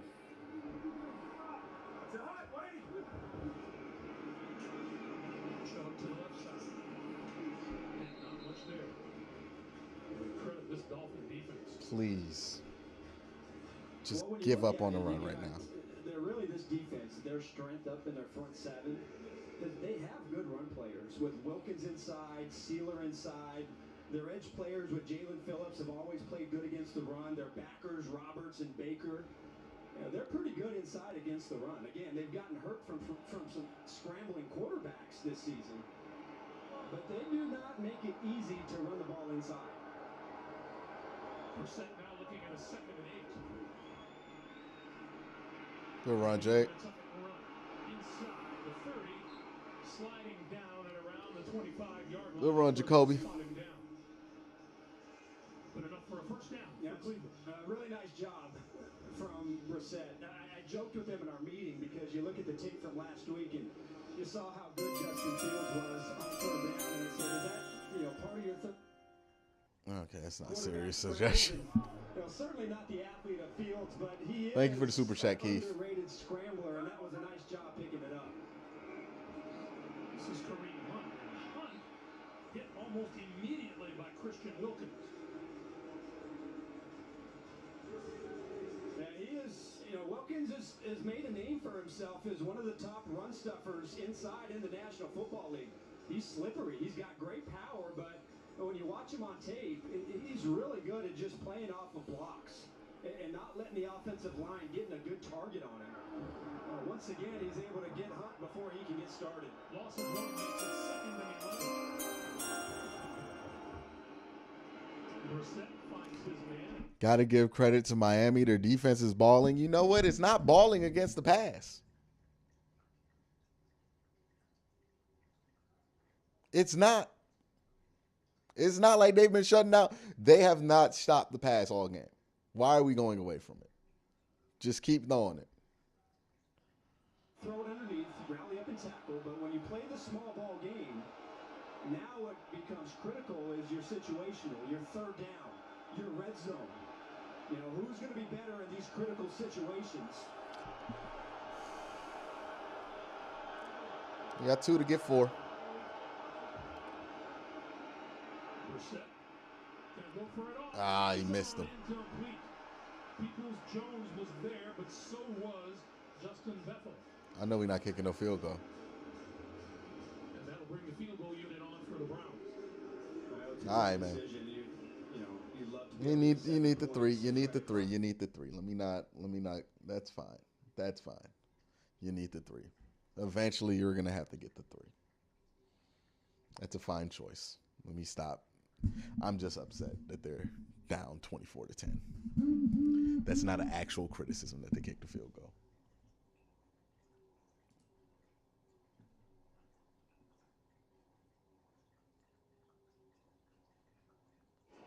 Six minutes, 56 seconds to play in the third quarter. They trail 24-10. No, y'all the ones who want Stefanski to run the ball. Run the ball, Twitter. Do not run away from it now. Y'all have been asking Stefanski, don't go with Jacoby, just run the ball. Now when he's refusing to stop running the ball, I don't want to hear y'all talk about the other.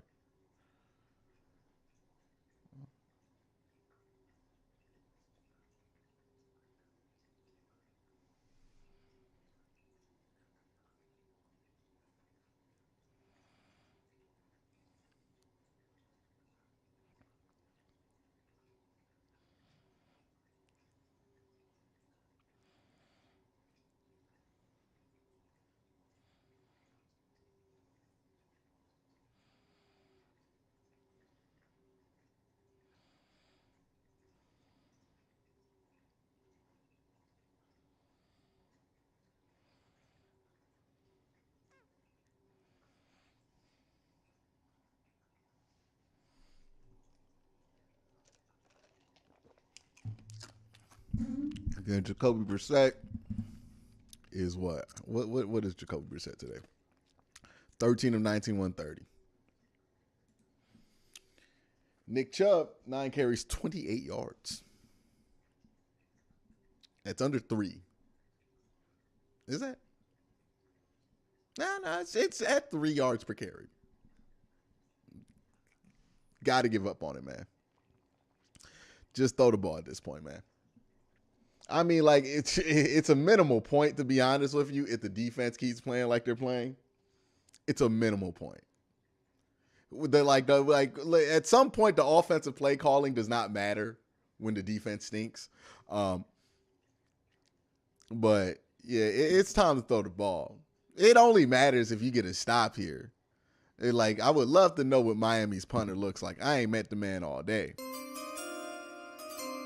Yeah, aren't we all, Greg? Aren't we all? Don't nobody care, though. We are all sad right now. We are all sad. Ain't nobody less sad than another. Unless the Bengal fans who are on their bye week, they're having a ball. Because they always have a ball at our expense. Except for when they play us, to which we have a ball. Ray Rag says the loss of Njoku has been seen in the difficulty we have running the ball consistently. I don't think it's that. I think that's a coincidence. I don't think that's a cause. I think it's more Wyatt Teller. I think that has more to do with it than David Njoku. I think we forgot Wyatt Teller's been injured for like 3 weeks. Sly says our first 2 picks in draft better be tackles. Yeah, I'm not sure we'll do that. I think so too. I'm not sure. Top-ranked Georgia. They go on the road to face number 24 Kentucky. We will get you set for kickoff Eastern time today. Saturday, the SEC is on CBS. Yeah, I think it has more to do with Wyatt Teller.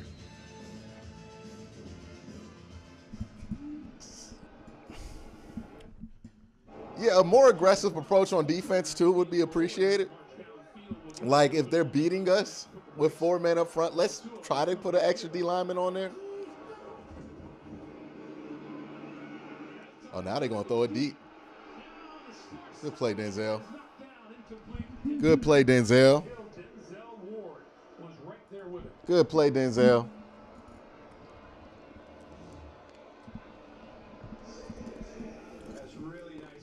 down the field. You know, you don't really. You see what Ward brings to the table because he does have elite speed, and that's one thing the Browns do have in this secondary. They have guys that can run, and they felt very confident that they'd be able to keep up with these wide receivers. And you've got to say that so far, you got to like the work this secondary has done against Hill and Waddle. That flip 3rd and 10. Jeff Wilson, he couldn't handle it. It falls incomplete. It'll be 3rd and 10. But this right now, I would say blitz on 3rd and long, but we suck covering on 3rd and long. We need to cover. Here, right now is when you've got to capitalize for the Browns to climb back in this game. The pressure, and Garrett, Clowney up front, you've got to heat it up. You know, Tua's been very good on 3rd down. You know, that's kind of where he's made a lot of plays, but this has to be your moment for this defensive front to help you get back in the game. Under pressure, he steps forward. Well, they blitz. A mobile quarterback would have saved a few key plays. They can't stop every type of run. I don't know. Maybe. Look, if we want to play if Deshaun was playing in this game, I don't know. I don't know if the defense is good enough to warrant that conversation right now. And right there We haven't seen the punter yet. Really maybe we're keeping up better. Maybe we feel better about being down 14 if Deshaun's in there. But it don't change the defense's issues. And here we go. 7 yards on 1st down, man. Appreciate the super chat, Sean. It did not come through, at least the words. But I do appreciate you super chatting. Hopefully I can find it in the chat. No, he's been active. It's been, this running game, both of these running backs have really made the most out of some pretty big holes up there. I think, that last play was a really good example of when they're playing kind of soft with their safeties. That's embarrassing of a difference. Tua and McDaniel giving it to that right play call and taking advantage of less people to defend the run. Tua has that one completed. And Tua's going to run this one for okay. My one issue with Kevin is that it just doesn't seem like he refuses to adjust at times. This game is turning into a booty beatdown for real. I don't think Kevin refuses to adjust. I don't think he's adjusted plenty. Sometimes those adjustments aren't great, but I don't think he's stubborn to adjust. That's part of the reason people complain about him not running the ball a lot is because when he does have to abandon it, he does. I don't think that's it. I just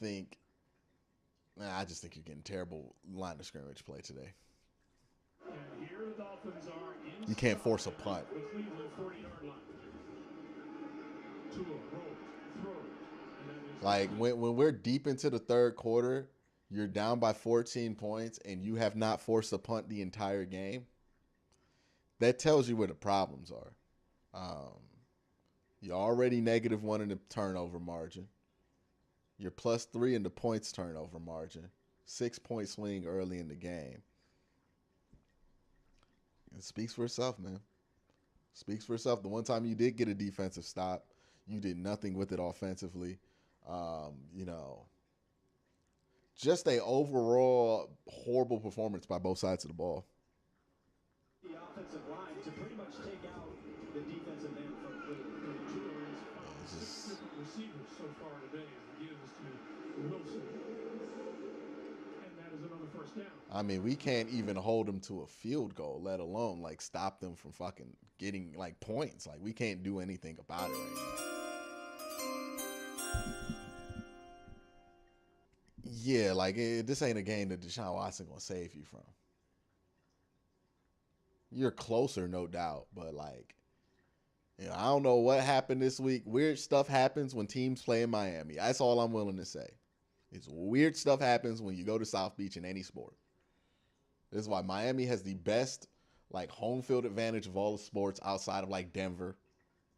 Is that weird stuff happens on them trips to Miami because there's so much temptation.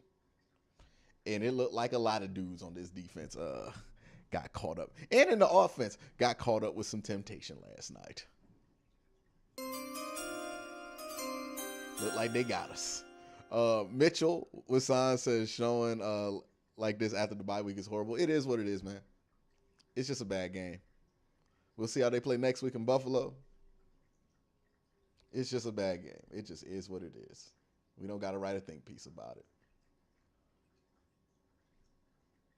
And Tyreek Hill can't get away. And he is brought down. It wouldn't have made any difference. It wouldn't have made this any better or worse if it was after a bye week or after a game. It's a very shitty game being played by the defense right now. It really don't matter why. Up front, make a play, beat somebody, get to Tua. On the back end, get tight coverage, knock the ball out. At least have the courtesy to have this game be over by like 4. And they just let the Dolphins keep going. If you're not going to play defense.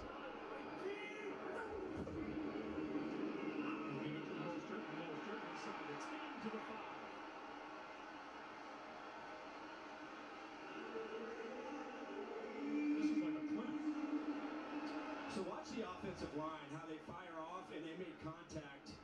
Connor Williams, he makes contact with the linebacker. They're 5 yards deep. And so what that tells you is that if you see offensive linemen and they continuously get down the field, somebody up front means they're single block. So somebody up front has to be able to get off that block and make a play. You've got to make an offense respect you inside, to hold their blocks on the line of scrimmage and let your linebackers and safety run and make plays over the top. First and goal. This is Wilson, and Wilson to the 2. It's like there's no first line of defense, man. It's like there's absolutely no first line. Myles Garrett is not playing well today. Jadeveon Clowney is not playing well today. It might as well be like, it's just bad, man. Like, they're just having a shitty game today. That's all I could take from it. It's not like Miami's doing anything schematically that's like exploiting you. They're just losing every battle on the line of scrimmage. Dylan says the only highlight so far was today was getting roasted for using Celsius. Appreciate you, Dylan. Oh, you're Canadian. That's why you use. Okay, you know what? Should I let the Celsius slide because you're Canadian? Because they do use Celsius and can. I don't know, but they aware enough. They aware enough to know. He might not have thought of it. I don't know. I'll let it slide. I'll let it slide. You use it every day. You know what I mean? Football's not that foreign of a concept in Canada. That was a okay. I go back and Tyreek Hill just scored. I go back and I take back my roasting of the Celsius. You had a justified use of Celsius. The Browns have a justified use of absolutely no defense. Yeah, this is an ass whooping, man. This is an ass whooping. 30-10. This is a ass whooping, man. I'm gonna get some grapes, and we just gonna talk about shit. Whatever y'all want to talk about, y'all want. Well, it ain't been long enough. We can't talk about Black Panther. You know what I mean? We gonna have some fun. This is ass whooping. This is an ass whooping, man. Like, straight up, it's just an ass whooping, man. CTG Cement, welcome to Walmart defense in full effect. Absolutely. Absolutely. This is just an ass whooping. There's no point in getting any more upset than I already am about the ass whooping. We gonna talk about stuff, man. I'm gonna get some grapes. And, chat, what do y'all want to talk about today? We could talk about anything other than this game. Let's talk about anything other than this game because we trying to have fun right now. Okay? We trying to have fun. Talk about it. I want to talk Cavs. Let me know. Let me know in the chat, man. Let me know in the chat. All right, perhaps this league is too afraid to see another Tua incident protecting him a little bit more. I don't know, man. Look, it don't matter about protecting Tua right now because it's not like we can tackle him. It ain't even getting to the, are they protecting Tua too much? We ain't touched him all game, baby. We ain't touched him. Look, Tua's head, his brain has never been safer than it is against the Cleveland Browns, man. Ain't nobody about to hurt Tua today. Tua is absolutely okay. Hell, Tua don't even need to play no more, man. You know what I mean? Nah. This is a wrap. 30-10. Oh, wrap. Come on, man. Come on. The defense, we have not seen the punter yet. Somebody in chat, let me know who Miami's punter is, because I don't know. Who is he? Who is he? He said time to cancel league pass with some basketball in that. You about to cancel on Cavs in September? Are you okay? Mitchell Wisdom says Miami out here looking like Dallas Carter. I don't understand that reference, and I refuse to learn what it is.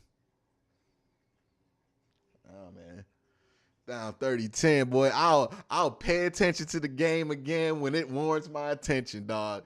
Come on, man. Come on. Come on, man. Gonna get some grapes. We're gonna be all right.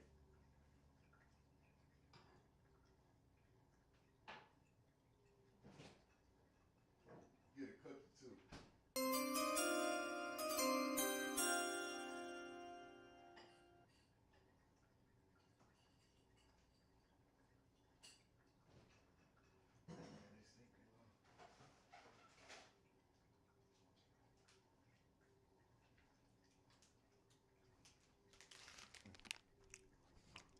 We should have converted to metric.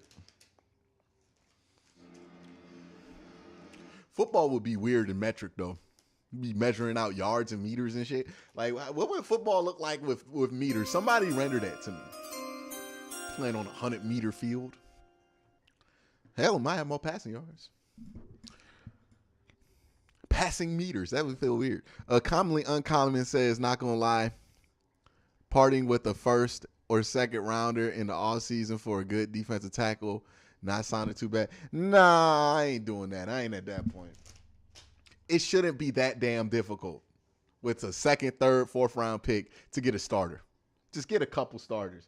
And then, cut Jack Conklin so you can sign a defensive tackle. We ain't got to do all that.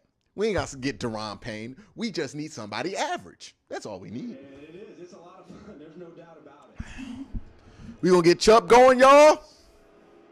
They're really fun to watch. Let's get Chubb some charity yards. Different way today than what we've seen this season. By the way, shout out Bengals Nation in here. I know y'all in here. Uh-oh. Get loose. Get loose. Okay, 5 yards. To about the 30-yard line where it's brought down by King or Kohu.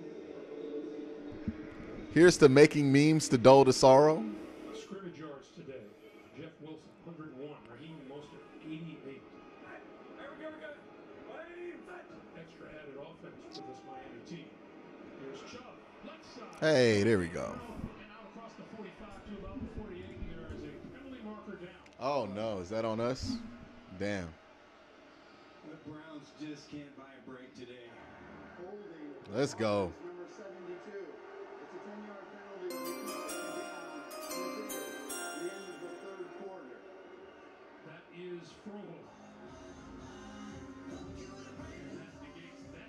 Courtesy.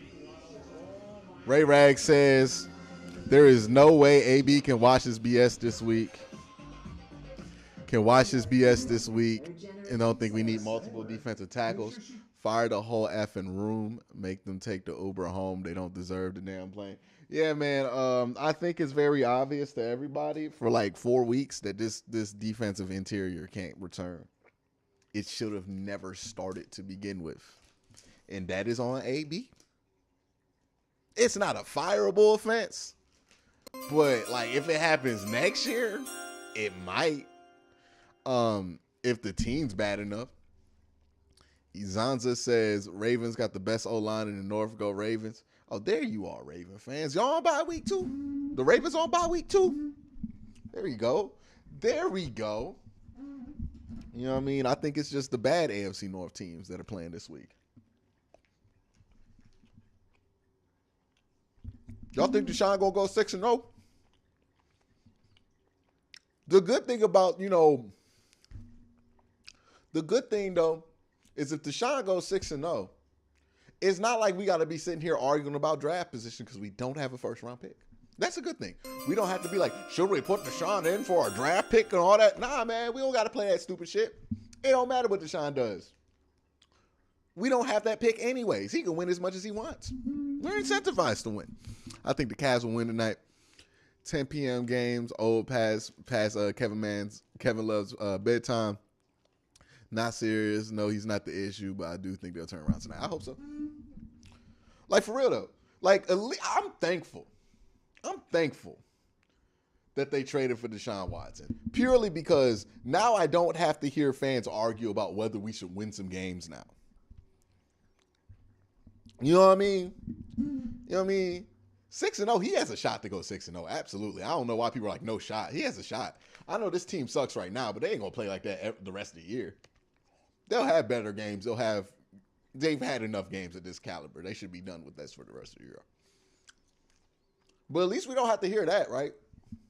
That's the most annoying shit. When you have to hear football fans argue for their own team to lose. And I get it. It makes sense in some aspects, but bro, I don't watch these games to watch a team lose. I want them to win. So that's a good idea. Good thing they did that. And let's be real. Deshaun's probably going to be really good. I think he has a shot to go 6-0. I think at least 4-2.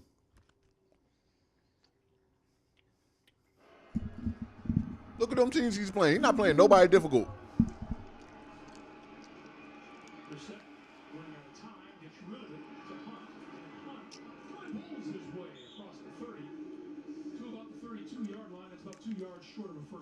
No, Deshaun not winning you this game. But how often are you going to play a game this badly on defense? Like, I feel like they'll be better.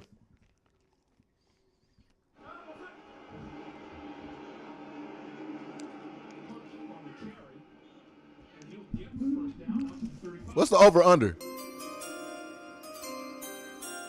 Sly says 2 more games until we finally have a top 10 QB. Mm-hmm. We just waiting now.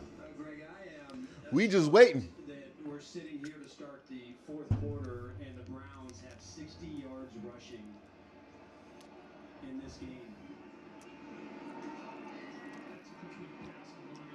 Boy, throwing the balls was working. 49.5.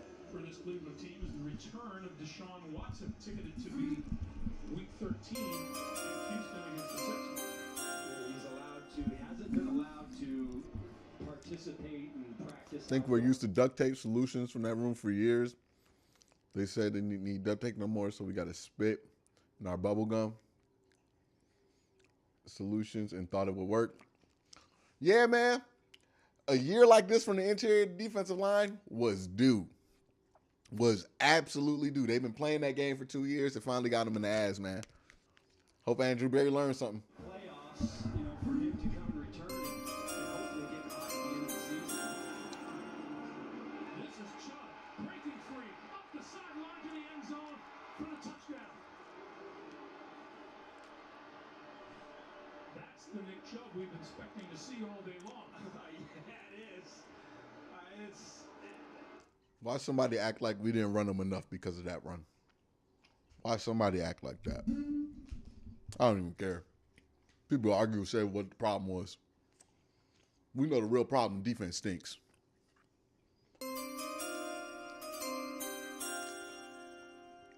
There's no benefit in losing.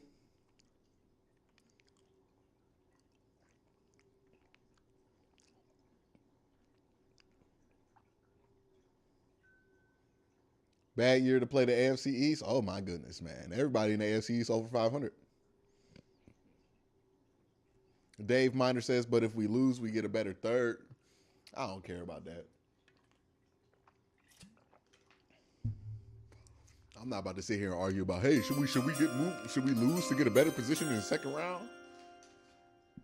Who cares? Mitchell says, have you been invited to do some ultimate Cleveland? They don't call me. You got to ask them. They haven't reached out. Now, ask them if they want me on. They've never asked me.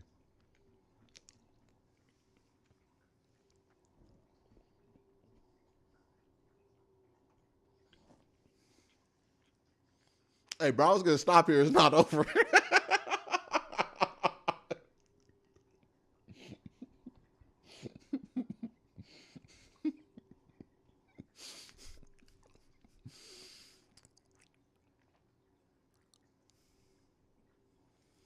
If the Browns gonna stop here, we back in it. We back in it, baby. All we need is a pick six. Let's turn it around here. It's only 13. It's only 30-17, man. It really is only 30-17.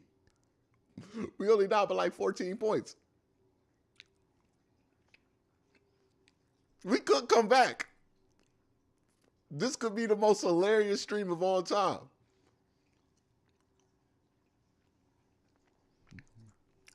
But do I have faith in the defense to not give up at least 3 points? I'll believe that when I find out who Miami's punter is. If they even have a punter. This man is a mystery.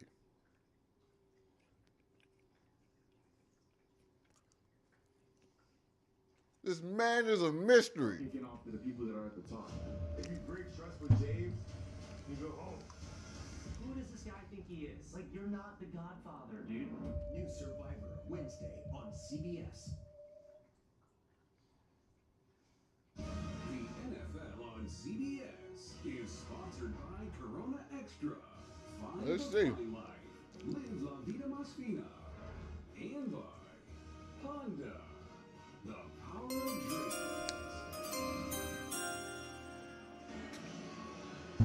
Oh, the Chubb cousins. Hopefully they do something like we did for the Jets. You know, we don't ever get our good deeds rewarded. We gave away a couple wins early this year. When are somebody going to just give us a win? You know what I mean? Like, it's the season of giving. Jalen Waddle awaits this kick with a good chance to return it as it goes into and out of the end zone.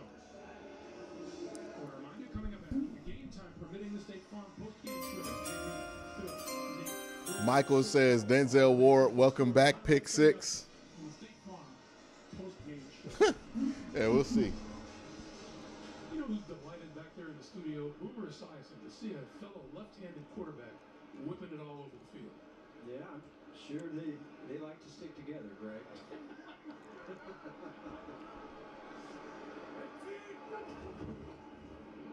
Tua looking for more. Incomplete. Good coverage. Tyreek Hill, the intended receiver. And there's a penalty marker down.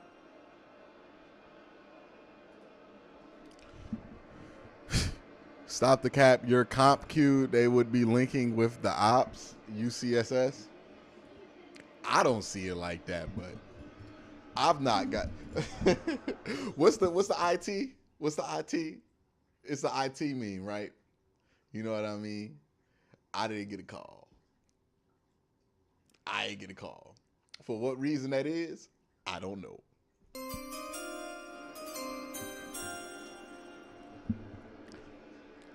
Grand Scheme says, I mean, the Jets did it. The Jets are good.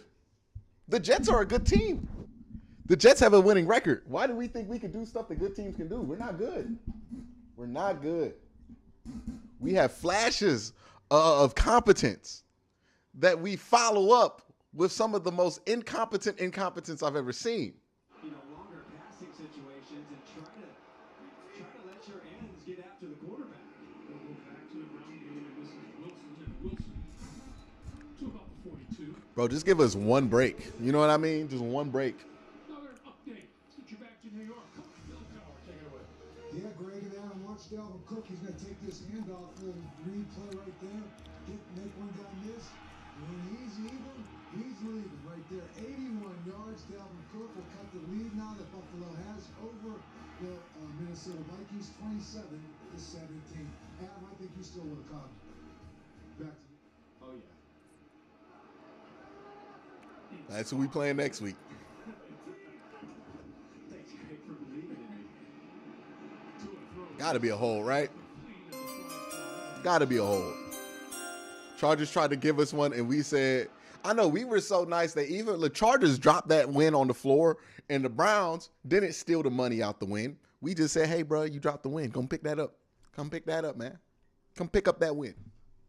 When are we going to be rewarded for our generosity? Offsides, goodness gracious. When are we going to be rewarded for our generosity this year, man? Always the giver, never the receiver.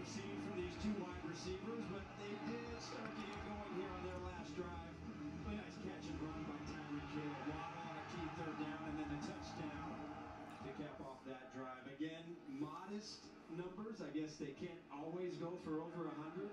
They didn't need to. But what an impact these two have had on this team. Tua throws again. He's complete. Bouncing off the tackler is Trent Sherfield. We might never see who Miami's punter is. We might never see who Miami's punter is, dog. We not gonna see it. Not today. We not gonna see it.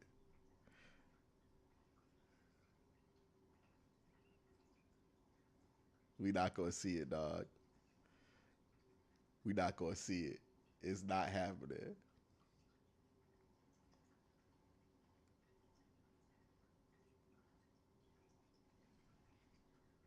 Catch and run. After the play was over, unsportsmanlike conduct, taunting offense number 14. This is a 15-yard penalty, number 14's first penalty of that type or potential disqualification. It's 1st and 10, Miami. That's never good or smart. He was saying some mean things right there, Greg. We letting fake Jarvis Landry cookers, man. Fake Jarvis Landry out here cooking. Mighty says, if we so much breathe on Tua, it's a flag. Yep. I'm just happy we were finally able to breathe on him. And here comes 5 yards. And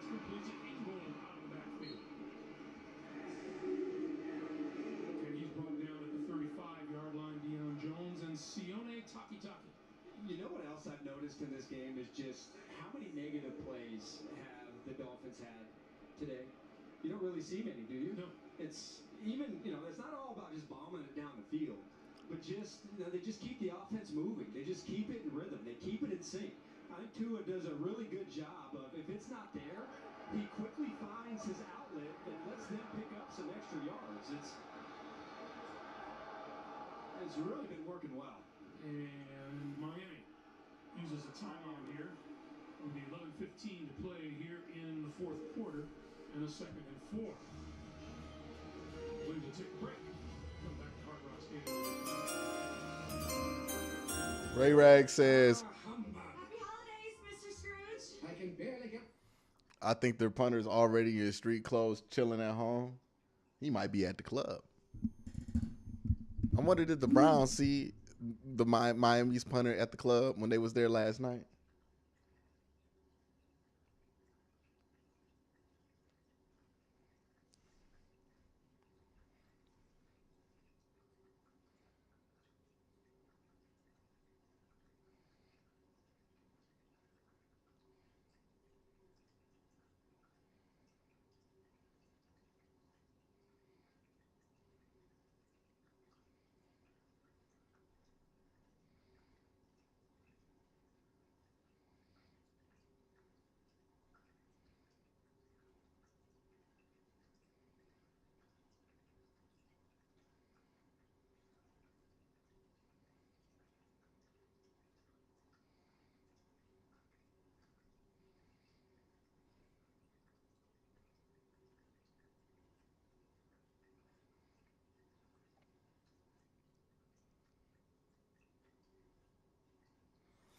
I mean, there's not much analysis to be had here.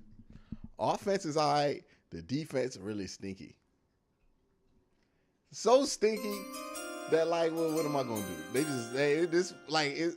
Joe Woods, he's not good. He should not be brought back. But, like, bro, this wasn't even a poor scheme. We can't win up front. We still get a chance, you think? Watson ain't God? What, to make the playoffs? If you don't win in Buffalo next week, and that's almost impossible, then yeah, the playoffs are done for you. The playoffs are a wrap. You know what I mean? We just talking about what we could do to make sure this team's good with Watson and how they look, and maybe you win the last 6 games or the bulk of those 6 games or whatever. But that's what the season becomes about.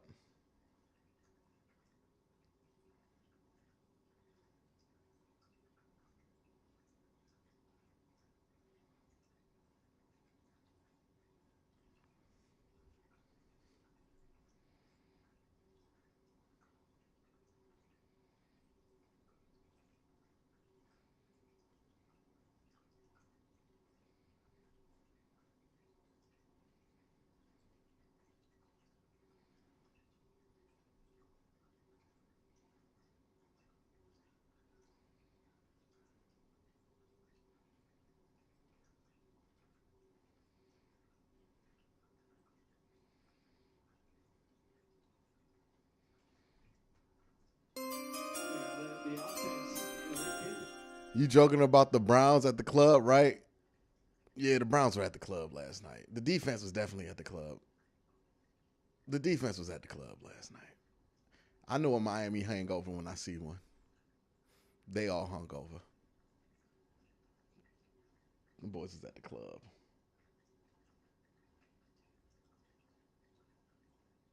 Throw for it. Sideline. Got his man. Jalen Waddle. And that's another Miami first down. Another combination of perfect timing and perfect ball location. What a release to beat Emerson to the outside. And then if you can break, look into his eyes. If you can break and then not have to slow up, the ball just lands perfectly in your hands. I mean, you just can't cover it. But that was one off of the line with a beautiful release by Jalen Waddle. High snap, and Tua grabs it and covers.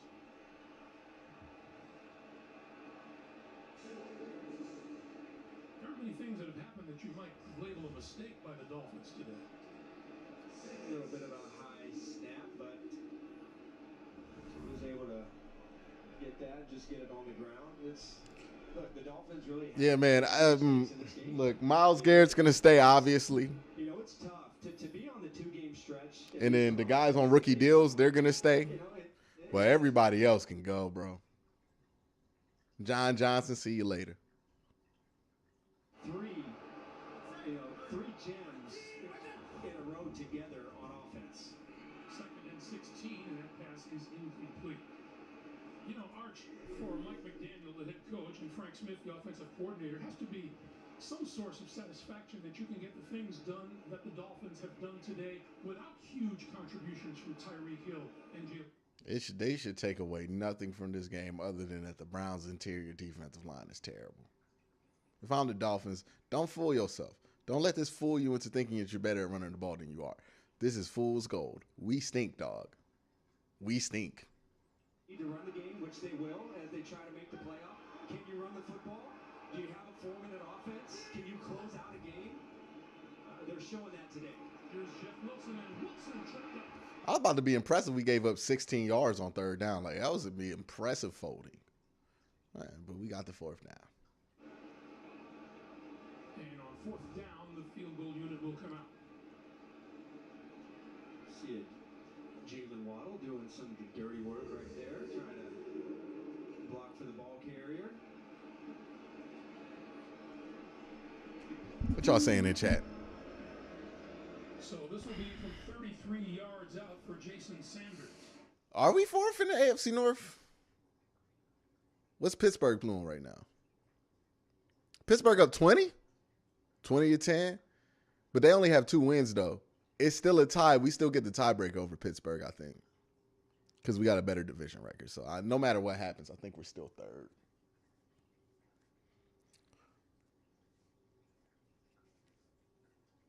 We won't finish behind them, I don't think. Who knows?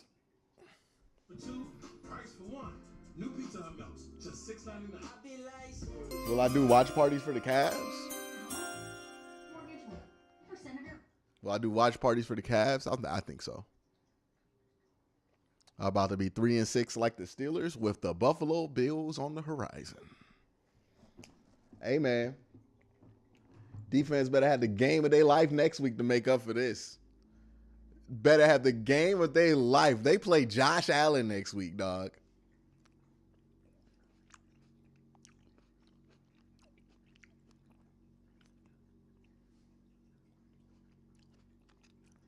Josh Allen. Joshua Allen.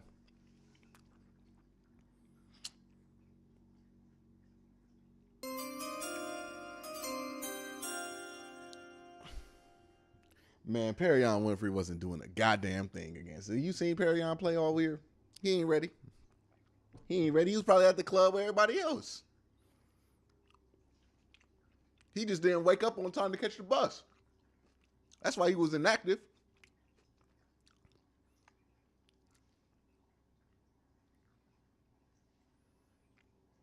Everybody was at the club last night.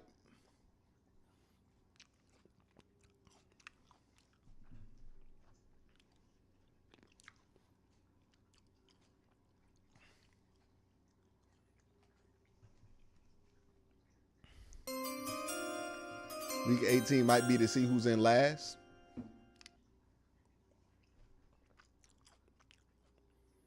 Hey, look, one thing I know about the Browns the last 4 years, they going to finish in third place. When they supposed to finish in third, well, when they supposed to finish in first, where they finish? Third place. When they supposed to finish in last, where they going to finish? Third place. The Browns know one thing. It's third place. We going to get to third place. We going to get to third place. 8:15 to play in the fourth quarter.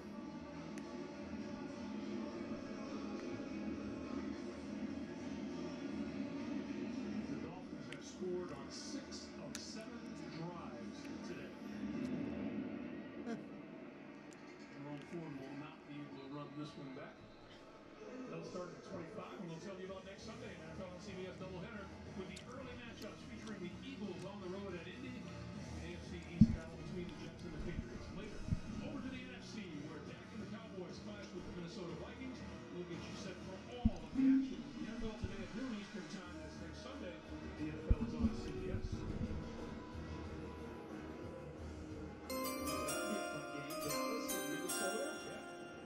Joe Wood, Josh Allen about to torch oil this Woods defense. I don't know. Probably. Today against Buffalo, but there's no doubt. Who doesn't? They have played well this season. Brissett. Escaping the pressure and throws and incomplete. Chubb, the ultimate intended receiver, looked like a couple of people had a shot at it.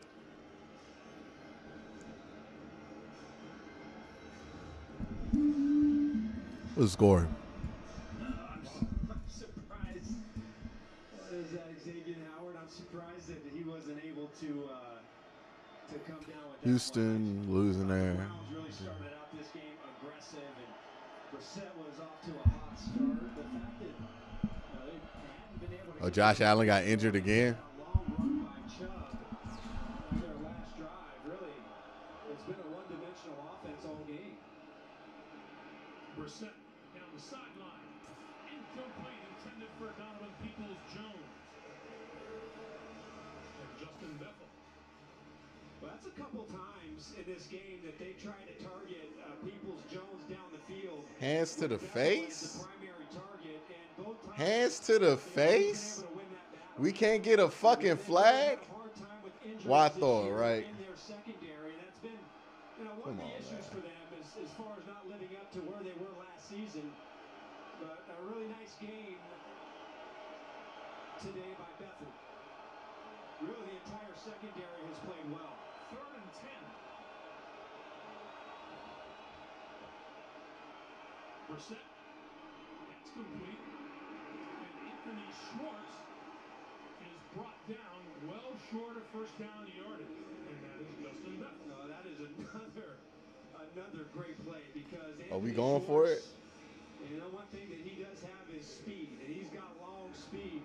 And when you're running a crossing route away from a defender, excellent job by Bethel to close that distance and get him down and force the Browns. What you gonna say? The whole team was at the club, bro. Like, Each team 1 for 2 on 4th down tries. They need the 35-yard line for a first down. Brissett kicked it away. we not about to see who this punter is, man. We not about to see who this punter is. We are not about to see who this punter is. We are never discovering who their punter is today. Somebody said the Browns are in trouble? What, you been watching the game? We've been in trouble since the second quarter. What you mean? Browns in trouble? Nick, knowing this team, they'll somehow beat the Bills and sucker us in. I'm thinking, like, maybe Josh Allen doesn't play that game. That's a game you can win because the Bills can't run the ball and won't run the ball. And then you end up, fooling us into getting excited, and then we somehow find a way to blow it to Tom Brady. I don't know. He's only been here a week and a half. Yeah, and what he does is he gives offenses one more guy to deal with. So that should open things up for it could be a huge addition to this team. Oh my goodness, dog. Are we going really? Dog.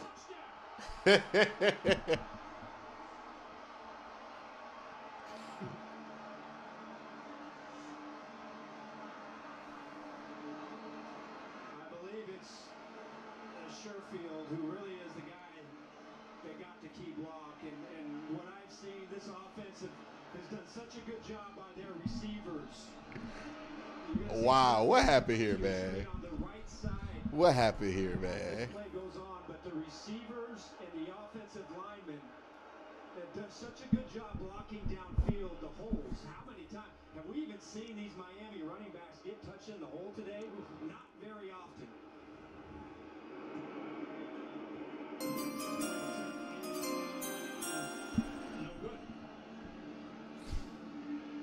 Dog, like, come on, man. Joe Woods is not coming back next year. He's not. It's a wrap for Joe Woods. The man's not coming back. We don't gotta talk about Joe Woods no more. He works here, but he don't work here no more. He don't work here no more. We should hire. Whew. Points for their third. Nah, that's a whew. 178. Again, I've said it over and over again. It's not just about Tyreek Hill. Really, the story isn't about Hill. Tua has continued his excellent streak that he's on right now. And you've had some, key plays by both Hill and Waddle. Does the coaching staff make it through the season? Hey, look, man. I know y'all be horny to get Kevin Stefanski fired, but Kevin's not going anywhere. He's not being judged off of his work with Jacoby Brissett. Honestly, the work he's done with Jacoby Brissett, it's fine. The defense, though, hey, man, if Kevin wants to die on the Joe Woods hill, that's a choice. That's a choice. I wouldn't.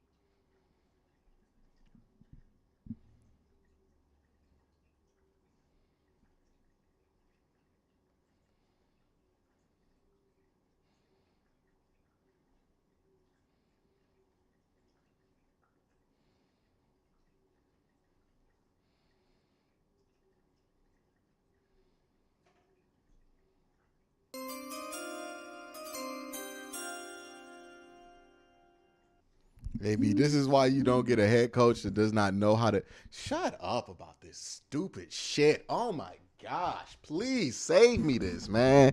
If we got to talk about another Remember the Titans speech when it comes to the head coach, I'm going to lose my mind. I am. Like, AB, no disrespect, but like, that's not why we're down 39-17. They could be as motivated as they want right now. We could scream and yell, have Ray Lewis do the dance on the sideline. We can't stop the run. That's not going to happen if the guys are a little bit more excited. That's not going to happen. That's not going to happen. That's not changing anything, dog. Why do we fall back to this stuff? A speech from Kevin Stefanski gonna stop this. Are you serious right now? Can we be serious, dog? Really?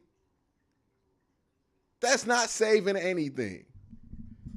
You got defensive tackles that shouldn't be in the NFL right now. How many wins? It does not matter what Kevin Stefanski does this year.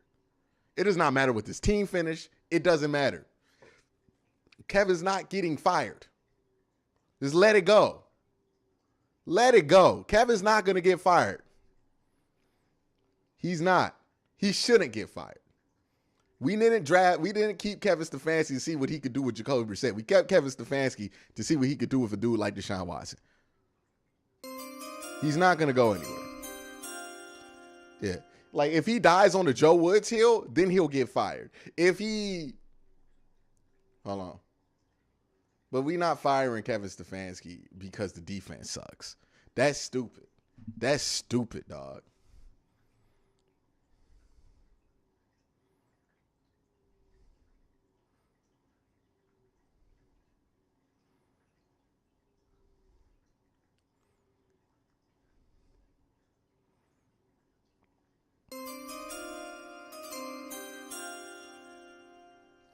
Like, what? They must have just finished recording The Hangover 4. I don't know. The Browns just stink, bro. Offense showing effort. I mean, they at least making this watchable. It's not watchable. They at least showing effort.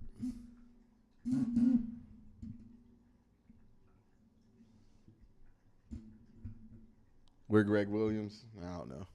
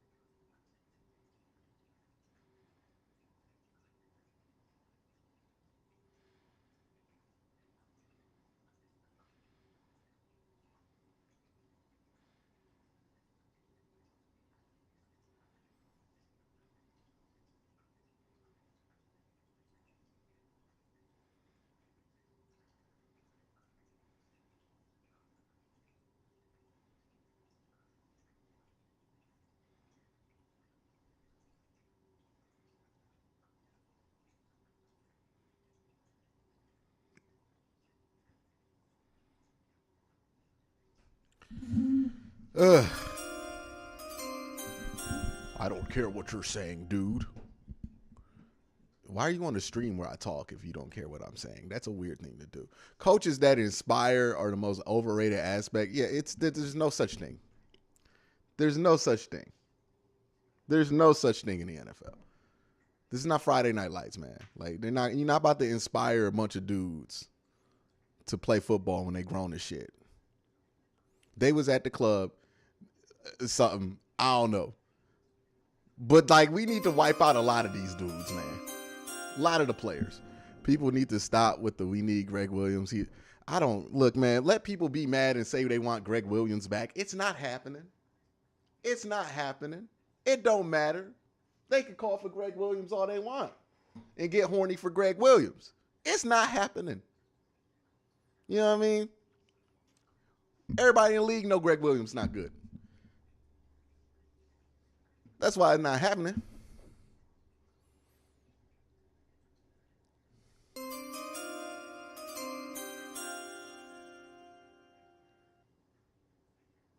Three and 14, the entire staff has to go. Coach lost them. Are the Browns 3 and 14? Did you just say the Browns are going to go 3 and 14? Okay, we're getting fucking ridiculous. They're not going 3 and 14. They're not going 3 and 14, y'all.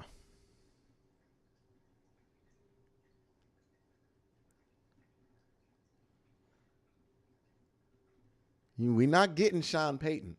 Sean Payton is not coming to Cleveland. What makes you think Sean Payton's coming to Cleveland? Why would Sean Payton come out of retirement to coach the Cleveland Browns? He's going to Dallas.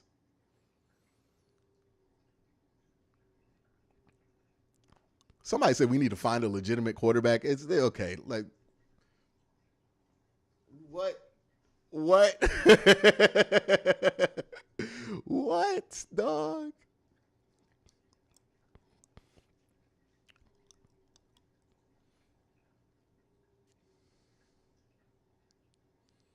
Dog. Speeches. I can't believe we talking about speeches. Speeches. Deep down the middle. Incomplete. We talking about some damn speeches. Speeches. Did Jay get hurt? Or did he get benched? What's the point of going 3-14? We don't even own our own draft pick. We might as well win as much as we can.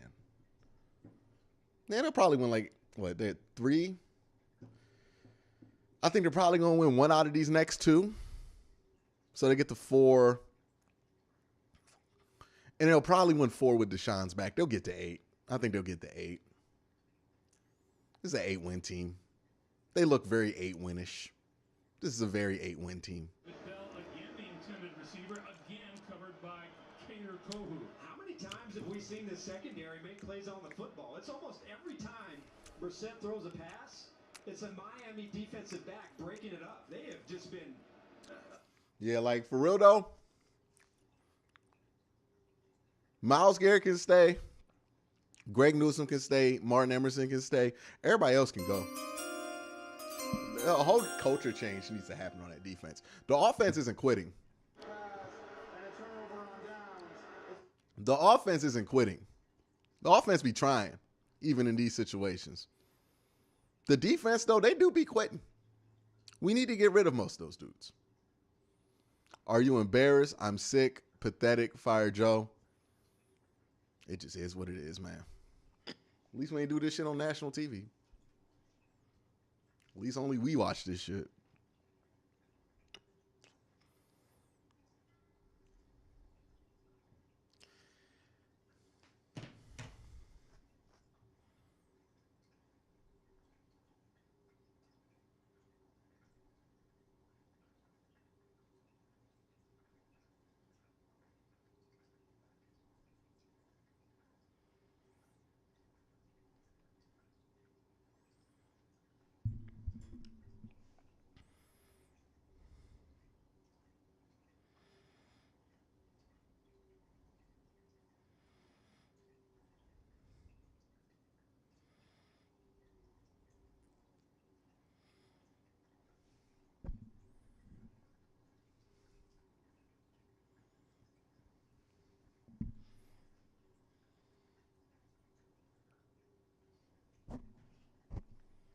Adjustment when they're running across or down the field.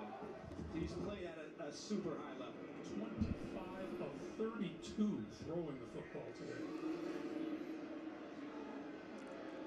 Yeah.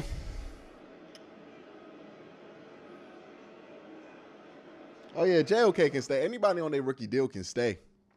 Those dudes aren't the problem. John Johnson, though.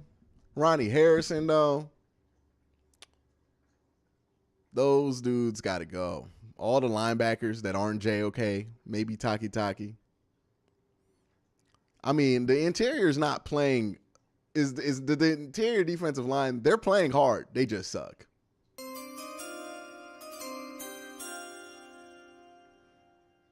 Bengal fan here, real big fan of yours, letting you know things get better after a blowout loss. Yeah, maybe we'll be up 35-0 against the Bills, Anthony. And maybe get up 35-0 against the Bills.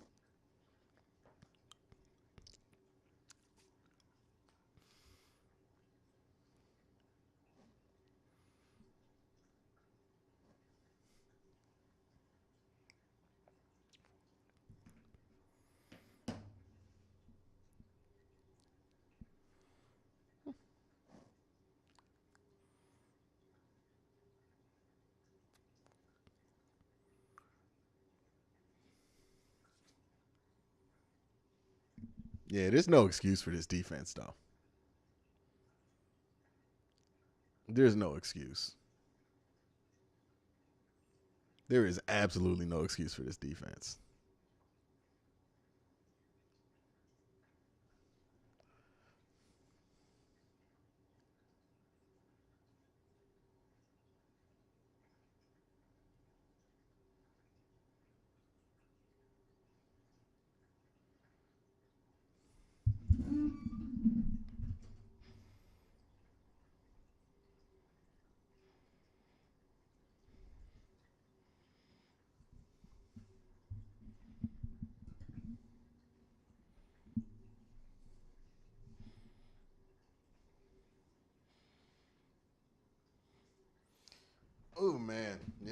Defense needs a culture change.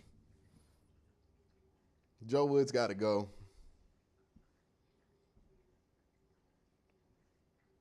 There's really not much else to say. The defense is pathetic. I mean, to underwhelm like they have this year and for it to go to the depths that they have allowed it to go to, completely unacceptable. Completely unacceptable.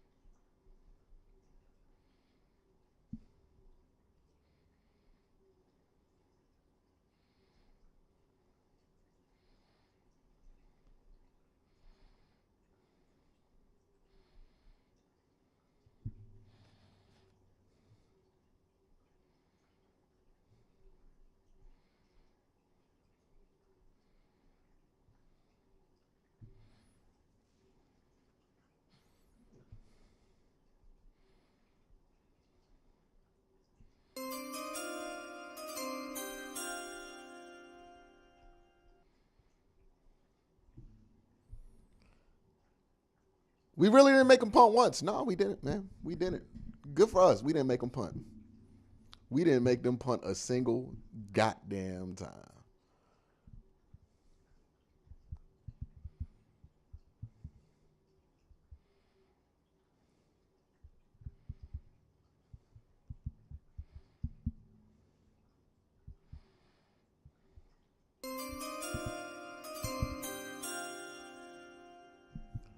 If this doesn't get Joe Woods fired, I don't know what will. I don't know if he gets fired in the middle of the year, man.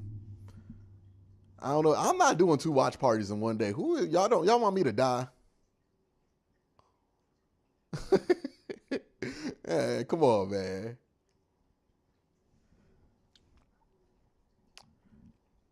I don't know who to blame on defense. All I know is I need to see a new batch.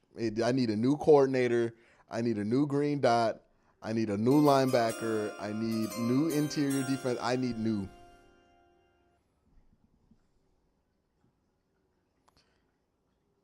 Oh, yeah. I've talked about this is AB's fault that the personnel is this bad in the interior. Again, ultimately, none of this is fireable. Because when we looked at the defense before the season, we felt like they had enough. This is only fireable for Joe Woods. Because he's the one that's supposed to accumulate all these players and create something that works. This is the defense he wanted. This is the defense Joe Woods wanted, and this is the result we're getting. Joe Woods got to go. Slide. AB isn't good, or he has much faith. I think he needs a Stump Mitchell on the defensive side of the ball. I think he needs a better defensive line coach.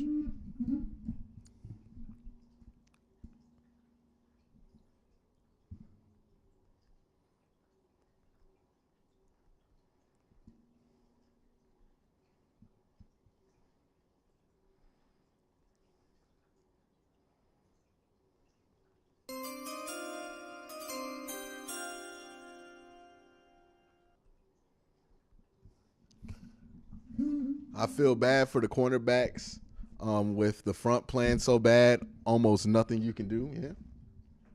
Yeah, I mean, like, they didn't blow the game. I mean, like, if they did, it's hard to tell because they didn't really get a chance to impact the game for real. Just a pathetic effort from the front seven in there. And look, AB has done a good enough job on offense and some defensive players. Like MJ Emerson's still a really good pick. Great. I think what's his name? Greg Newsome, really good pick. I'm not about to fire AB because of this, but Joe Woods, he has everything he needs. He needs to go.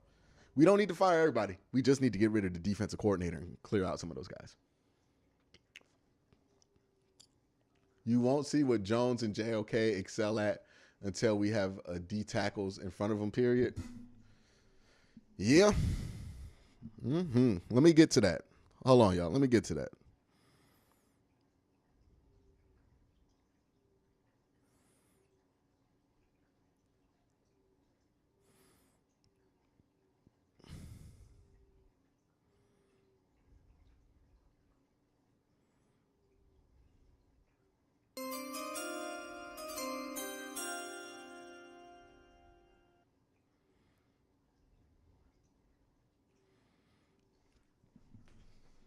Wow, a Joe Woods-led defense played poorly against a 500 team. Okay, Big Kev, the Dolphins are 6-3. Oh, a plus 500 team with a good quarterback. I'm shocked. I mean, they played well against a plus 5. Well, were the Bengals over 500? Or were they at 500? I don't know. Grand scheme, we all know you don't wash your hands. Stop trying to convince us that you... You know how I know you don't wash your hands? You try too hard to convince everybody that you do. You know what I mean? A normal person that washes their hands would have took that joke and been like, okay, yeah, okay. But you trying to convince us too hard that you wash your hands to the point where I'm like, hey, bro, do you actually not wash your hands?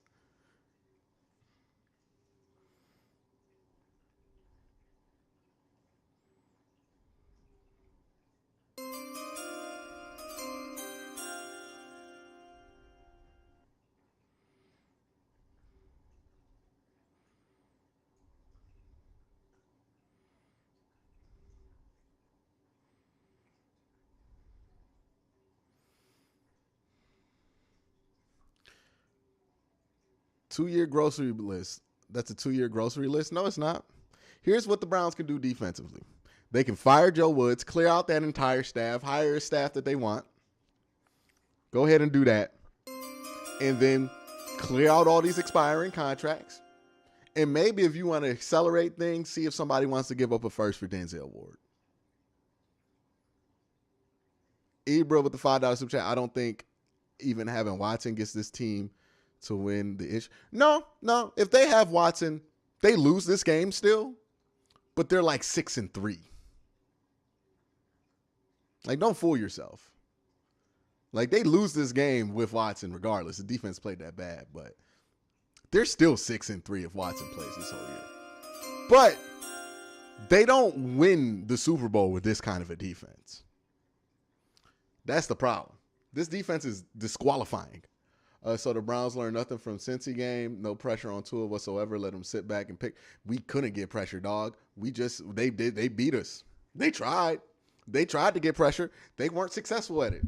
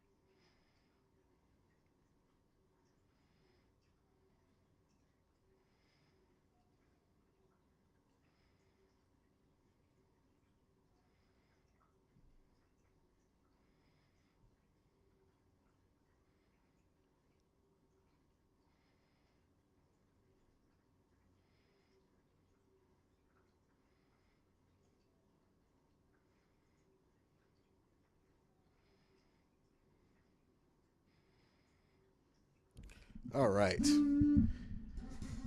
Man, this Sandejo defense was so much better than this year's defense. It's pathetic, man. It's pathetic. It's pathetic. It's pathetic. All right, man. Let's try to talk about it real quick. What Sly says the defense making miss Sandejo. Let's try to talk about it.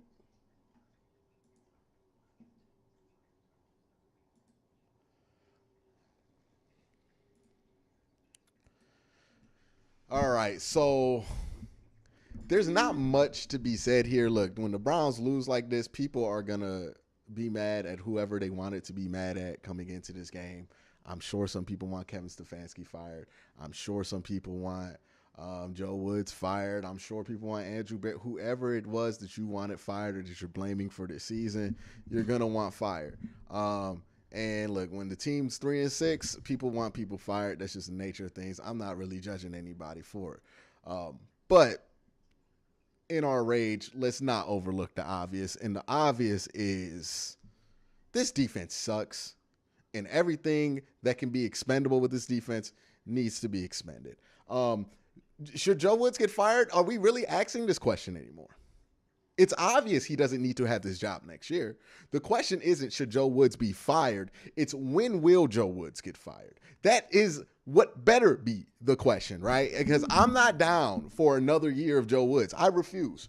It's absolutely should not happen. And if Kevin wants to die on that hill, that will ultimately cost Kevin his job. Because offensively, I'm fine with where this team is at. They've looked fine with Jacoby Brissett. I'm not complaining about it. There are some things that could be better. There are some things that could be worse with the offense, sure. But the offense has not been the problem all season with a backup quarterback. They've actually been the solution to a lot of problems. Like, I don't even think they get to 3-6 without the offense being as good as it is. Defensively has tanked the season. The defense has tanked the season. 14-point lead versus the Jets. They drop it. 13-point lead. My bad. A 13-point lead versus the Jets. A game in Atlanta that was very winnable. They played no defense. This game, no defense. This is what's tanking the season.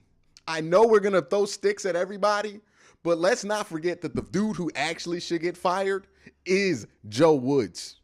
Who should actually be fired is Joe Woods, right? Andrew Berry has made mistakes that has led us to this point. Kevin Stefanski has made mistakes that has led us to this point, but ultimately none is egregious and none is fireable as Joe Woods. He's got to go. A complete change. And I'm not just talking about, Joe Woods goes, we bring back this group and we run it back and see what happens with this team. Absolutely not. Joe Woods is gone. John Johnson III is gone. Any player on an expiring contract or on that isn't on their rookie deal, go. Bye. Gone. Good with you. The culture on this defense is terrible. This is the second time this year where I have to debate whether this team gave up defensively. You notice we never say that about the offense. Offense fights. No matter who's out there, they fight. They're fine. Defensively, that's the culture problem. They give up all the time. They gave up times last year. They gave up times in 2020. Ever since Joe Woods has been here, they have given up on defense. Whenever it's gotten tough, they've given up. Let's just get rid of him. We know Miles is going to stay because Miles ain't going nowhere because Miles is the best defensive player this franchise has ever had. So he's staying.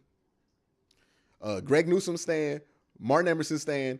JOK's staying. Like anybody on their rookie deal, they get to stay. They do. Some of them don't deserve to stay, but they get to stay.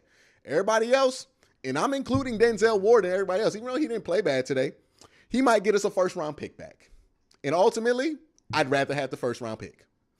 I'd rather have the first-round pick if we're going to have to rebuild this defense. But everybody else can go. No more Clowney. Goodbye. No more Clowney. I'm fine with it. I'm fine with it. Let's move on. Whoever's in this interior defensive line room, gone. Bye. See you later. Bye, Taven Bryan. I'm not going to miss you. John Johnson, goodbye. Grant Delpit, if he's not on the last year of his deal, he can stay for a year, but he's not going to be the guaranteed starter. Everybody else go. Bye. I'm tired of watching it. I'm tired of watching this team give up. There is some kind of I don't want to say cancer, but there's obviously an issue within the culture, that defensive side of the locker room. It is only them. Only them. You don't see this with the offense. We really don't. Like, we don't see this. When we're talking about the offense blowing a game, we're talking about a controversial play call or something like that. We are never talking about the offense giving up. We're never talking about the offense looking lackadaisical. We're never talking about the offense just doing the dumbest shit possible, right? Like, bad play call? Absolutely. Executing the play call in the dumbest way possible? That doesn't usually happen. Defensively, though, happens all the time. It's Joe Woods' fault, but it's some of the leadership on that team's fault. Everybody need to go. Message needs to be sent. We don't need to return more than like 10 players from this defense. And 10's pushing it. I really don't want to make it more than 8. Pick the 8 that you want to stay on defense. Everybody else can go. I don't care about cap space. I don't care about none of that. We'll make do with what we got to make do with to get rid of them. Everybody got to go. Everybody got to go. Pick 8 dudes on this defense you want to keep. Everybody else has to go. It is embarrassing watching this defense. They are embarrassingly bad. Not because they're not good, even though the front 7 sucks. We know the front 7 sucks. But because they just quit. Because they just straight up quit. Quit. They quit all the time. The defense does not need to be out there. Like, we didn't see the punter one time this game, man. We didn't see the punter one time. They gave up 174 yards rushing to Jeff Wilson Jr., man. Jeff Wilson Jr., the Olympic sprinter. Jeff Wilson Jr. Let that set in. 174 yards to Jeff Wilson Jr. They outdid when they gave up almost 100-something yards to what? Austin Eckler? We thought that was bad. Oh, boy, we didn't see the bottom yet. And Jeff Wilson wasn't even getting touched. I know we're going to be mad at everybody. Everybody going to want everybody else fired, but like don't overlook the obvious. The defense needs to go, and not just the coaches. Not just the coaches. The coaches are obvious. Get them out of there. I would suggest getting a former player to replace that role defensively because, man, either Joe Woods is deaf, blind, or stupid. He can't see when these guys have given up, but they've given up. We need a former player there. I don't care what the philosophy is, 3-4-4-3. I don't care specifically who it is. I want it to be a former player. A former defensive player. That's all I want. Anything else, I'm not really too particular on because I'm not going to act like I know a lot about who's defensive coordinator, who's going to be available, and how a linebacker coach translates. It could be a promotion. It could be a young guy. I really don't care. I'm not fixated on a name for defensive coordinator because none of the names that anybody's brought up are people that are actually going to like come back to coaching. So I don't care. But the defensive staff has to go. And what? 1, 2, 3, 4. I would say I'm down to 6. I keep going. I started at 10. I think I'm down to 6 players. 6 players on defense can stay. Pick the 6. Any 6 you want. Miles, MJ, Greg Newsome, JOK. I got 4. You could pick the other 2. For real, I don't care who the other 2 are. Those are the only 4 I care about protecting. You maybe throw Denzel in there. If you get a first, though, I would give him up. Everybody else, though, can go. So pick your 6. Pick your 6 players on defense. They got to get wiped out, too. This whole thing needs to get washed out. They stink. They smell like stink. They play like stink. They look like stink. They act like stink. They stink. Wash them out. The solution isn't going to be a new coach if you just bring back this unit. The problem is the coach sucks and the team sucks and the players suck. So pick your 6 players and wash out this culture because I'm tired of it. It doesn't happen any other place other than defense and special teams. Get rid of them. Get rid of them. I could care less who replaces Joe Woods. I could care less who steps in. It does not matter at this point. Pick the 6 players that you want to keep on defense and then get rid of everybody else. And Joe Woods, you with them too. Everybody on the defensive staff, goodbye. See you later. I'm not going to miss you. It's been 3 years. There's no excuse for this defense to be this bad. Joe Woods has gotten everything that he wanted. We could talk about Andrew Berry and the poor job that he's done selecting some of these front 7 players, and that's absolutely true. But he was drafting players. He was drafting players that Joe Woods wanted. Joe Woods for 2 years got what he wanted, and this is the result.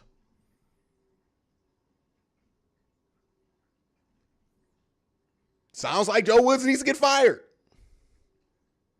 Sounds like he needs to get fired. We cannot do another offseason with him. I don't even want to see another game, to be honest. But I'm going to be realistic about it. Joe Woods got to go. Joe Woods got to go.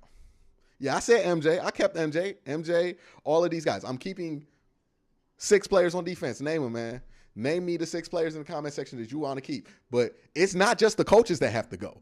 It's a lot of the players on that side of the ball that have to go. Because the coaches can really only control scheme. The players on the field control effort, and the effort is pathetic. That's why all of those guys have to go. Pick 6, get rid of the rest. All right? Straight up. We can pick 6 of them, get rid of the rest. I don't care who the 6 are other than the 4 that I mentioned. Those are the 4 I want to keep. Everybody else can go. Everybody else can go. I don't want to see more than 6 players return from this defense. I don't want to see a single coach back from this defense. The issue is the culture of this defense. The coaches are responsible. The players are responsible. Let's get rid of most of them. 6 people. That's who I want to return. 6 of them. Offense can return however many people they want, however many coaches they want. They've been fine. Defense, pick 6, man. Pick 6 players. Pick 6 of them, and then they're done. And everybody else is done. And I'll see where I'm at later this week on that, but I'm dead serious about it. The defense is the problem. Let's not overcomplicate this by getting into 3-hour debates about whether Kevin's good or if Kevin's had a signature game. All of that is just nonsense. It's sports talk. It's nonsensical sports talk dribble. Kevin Stefanski, he's not the solution to all the problems, clearly, but he is not the problem. The offense is not the issue. And whether you think the head coach should be responsible for both sides of the ball, the fact is that Kevin Stefanski was hired to run the offense and to be the head coach of the offense. The defensive coordinator is supposed to control the side of the ball that he controls. Kevin is supposed to manage the game and run the offense. He's managing the game from both sides when it comes to timeouts and all that, and he runs the offense. The offense has been fine. That is his job and responsibilities. Whatever you think the head coach's responsibilities are, that's what you think. But that is what the actual responsibilities are for Kevin. The defensive coordinator is the head coach of the defense. That's how the Browns run this. Joe has got to go. The biggest problem on the team, defense. By far, massive gap. It's defense, special teams, everything else. That's the problem with the team. Play calling, Nick Chubb out there or not, whatever you want to cry about that is so low on the Browns' list of actual problems because it's been special teams and it's been defense all year. Everything else that we've been wasting all this damn time arguing about, I got a cat here while I'm ranting. That's funny. You got a little cat. But every other thing that we have spent this entire year arguing about, irrelevant. The defense sucks and the special team sucks, and I'm done with it. I don't want more than 6 players returning. Blow this thing up because it can't get worse. It really can't get worse. It can't get worse. But that's my thoughts. Let me know what y'all think. Now, back to the live stream. All right, so I had to do that one to record. I know some super chats came in while I was doing that. Let's get to these super chats.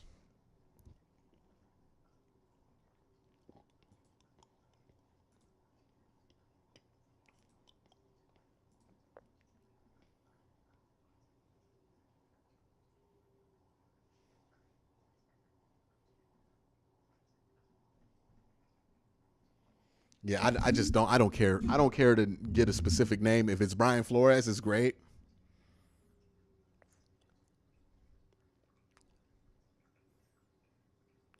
Gage says, Wills pisses me off the most, cares more about wearing Jordan cleats and a blacked out visor. Get off of Jedrick Wills' dick about that kind of stuff. Honestly, I'm tired of it. Why are we mad at Jed Wills for like wearing stuff? Like, if you want to be mad at Jed Wills, be mad at the plays if he's playing bad. But stop being mad at play. We did this stupid shit with Odell Beckham. I'm not doing it with Jedrick Wills. Stop being mad at players for wearing stuff. Like, if it bugs you that an offensive lineman wears Jordan cleats and a visor, that's your own problem. You have a problem if that's what bugs you. Figure that out yourself. That's not everybody else's problem. If you think Jedrick Wills is not playing good and your reason for thinking that is because he wears a blacked out visor, that's dumb. Show me the tape. Show me where Jedrick Wills is playing bad, because he's not been perfect this year. He's had some bad games, and I think today was one of them. But to be mad at him for wearing cleats and a visor, like, God forbid he wants to look good out there. That's ridiculous. That is ridiculous, and we only do that to certain players, and you know exactly what I'm talking about, and I'm tired of it. I'm tired of it. Get out of here with that shit, okay? If you want to be upset about Jet Wills, talk about the play on the field. Don't talk about the goddamn cleats. The cleats. The cleats. You think I break down film every week of this team to talk about cleats? In a visor? What are you talking about? Talking about some damn cleats. What are you wearing?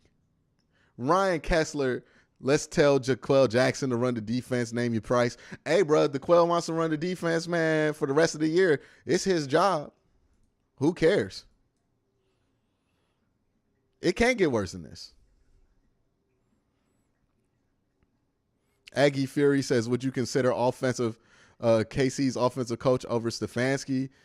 Why would we need another offensive coach? The problem is not the offense, man.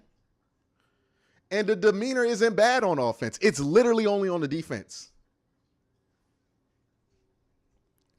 Like, you just personally don't like Kevin Stefanski and how he does stuff because he's not emotional enough for you, but that doesn't translate to actually being a real thing.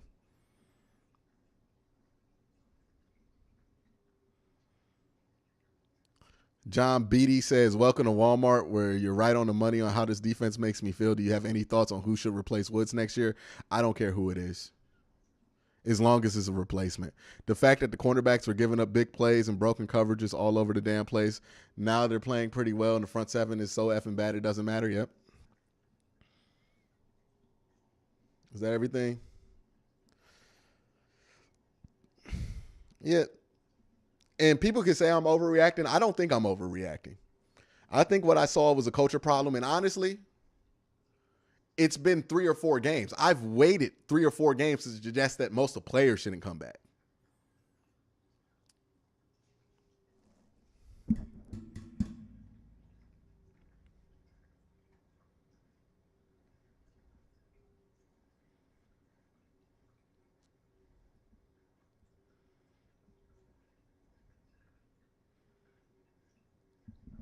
Yeah, Jet Wills looked bad today, but if your first comment about Jet Wills is about his hoodie, is about his visor and his cleats, I don't care what you have to say after that.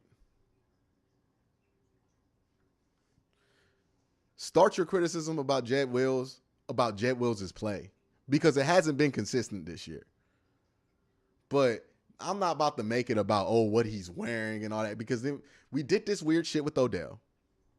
And we do this anytime a player decides that they want to, look good out there. And it's the dumbest discourse we can have. Mighty says, Hugh Jackson screamed about being set up to fail by getting bonuses for draft capital and being the youngest team in the NFL. Don't want to go back to that. I don't know. I don't know about Hugh Jackson. Hugh Jackson's a fucking con man, but...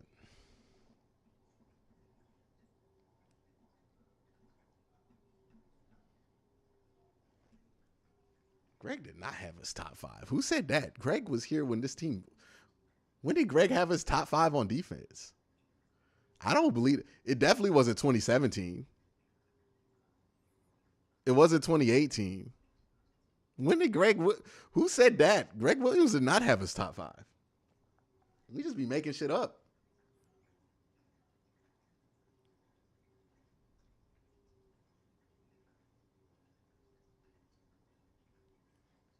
That was... But yeah, man.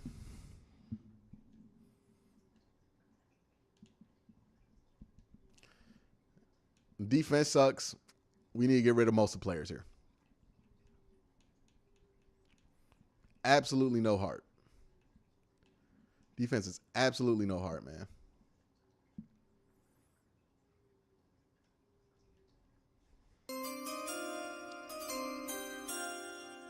We were complaining about the defense when Greg Williams was here. I don't know why we've romanticized him so much. But people forget we didn't like watching that defense either. Why is Myles Garrett never do this? Like, we used to always... It doesn't matter. Greg Williams is not going to be the defensive coordinator next year. Ryan says, do you think some of this is being so young? No, it's not. It's just not having the right culture. You can have a young defense and they can play well. Giving up isn't a matter of age. Giving up is a matter of character. Straight up. And if you're going to give up at 22, okay, then we're going to give up on you at 22. Preston Herring says $5. Q, if God made you a GM, what's the order of operations you will fix the defense? What type of players at positions need coaches and scheme? Okay, so if I somehow magically became the GM, first thing I'm doing is firing Joe Woods, right? That's the first thing that got to go. If this is in the middle of the season, I'm benching John Johnson. I'm playing all of the young guys. And I'm using this last portion of the season to see who's going to give me effort. Because right now, effort's an issue. It's been an issue all year. I want to see who's going to give me effort, right? So which one of these young dudes are giving me effort? Which one of these young dudes are not? I'm going to pick my 6 to 8 players that I feel like can stay. There's an obvious, like 4 of them. You pick those 6 players, and then everybody else goes. You wipe it clean. Anybody that can go will go. No more John Johnson. Okay? We're wiping out a lot of these guys. Maybe I bring A-Walk back because he seems to have these guys pointing in the right direction. But everybody else goes. Okay? No Greedy, gone. Okay? There's clearly a problem on that side of the ball. And then I'm seeing what I have in cap space. I'm probably going to make some moves like release Jack Conklin to free up some cap space. John Johnson will release some cap space. Again, there will be opportunities to free up some cap space this offseason. I'm going to get on the phone and see if anybody wants to offer me a first-round pick for Denzel Ward. If somebody does, I take that. I see what I can get for Denzel.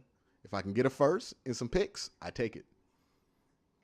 And then I use the offseason in the draft. I'm not trading Denzel. I'm not trading Myles Garrett. You can get the fuck out of here with that, Diddy. Go fuck yourself. I'm not doing that. But if for Denzel Ward, if you give up a first, you can have him. You know what I mean? The price will be high, but if you're willing to pay the price, I'll take it. You get a first back, and you start just drafting players and signing guys. Not big name guys. We don't need a big name guy. But just keep signing just a bunch of mid-tier level players. Follow the Cincinnati model. I would hire a former player, somebody with playing experience to be defensive coordinator. I don't know who is next in line, but I want somebody new. I don't want a washed-up former defensive coordinator or a former head coach. I want a up-and-coming guy who's a former player. If they want to run 3-4, let them run 3-4. If they want to run 4-3, they can run 4-3. Because, again, I don't care if we turn over this defensive roster. I really only want to keep 6 guys anyway. So it could be whatever. Maybe Brian Flores. Brian Flores is the only guy I would take that's a recycle. But all the other guys, I'm letting that watch through. And I tried to create a defense with a different mindset. And here's the reason behind this, right? Clearly, Andrew Berry and this staff lean a lot on the defensive coordinator and the defensive staff to dictate how scouting goes and who they draft in the draft. They rely on that information they get from that staff a lot. And that makes sense when you're running an analytical front office that you would rely on your defensive staff to kind of do a lot of the legwork there. Now, obviously, they're not scouting, but they are determining what type of attitudes they want on defense, what type of players, athletes, and so on and so forth. The reason I want a former player, because I feel like a former player has a better ideal of the type of defensive players in the trenches that will work better. I think that's going to make your scouting better. I think that's going to make your front office better. I think that's going to make your defense better. We need some former players in this coaching staff badly, because we are missing things in the locker room that former players would catch that coach. We really do. So it's obvious we need a new defensive staff. That's clear. And that's what I would want for the reasons that I would want. I don't want to bring back a name or something like that. I want a former player. And look, if Kevin Stefanski is not the most aggressive guy, that's fine. But maybe you do need to supplement that with somebody who has more of a fiery personality on the defensive side of the ball. Right? There's always a balance to things. Kevin's had it his way for a couple of years. It's had middling success. I think we need to introduce somebody who has a little bit more of that element in them. That fire. That dog in them on the defensive side. I don't think it needs to go all the way to Greg Williams, but there could be more fire, right? There could be more fire. And I think right now we're too calm as a collective coaching staff.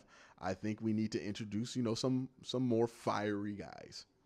And maybe the defense needs that more than the offense. The offense don't seem to need it. The defense does. Nicholas says, if we apply a ton of pressure, not just with our line, but with our whole team, we will get a couple of times. We'll get beat a couple of times, but we'll still stop more drives and force them. Kind of like the Bengals game.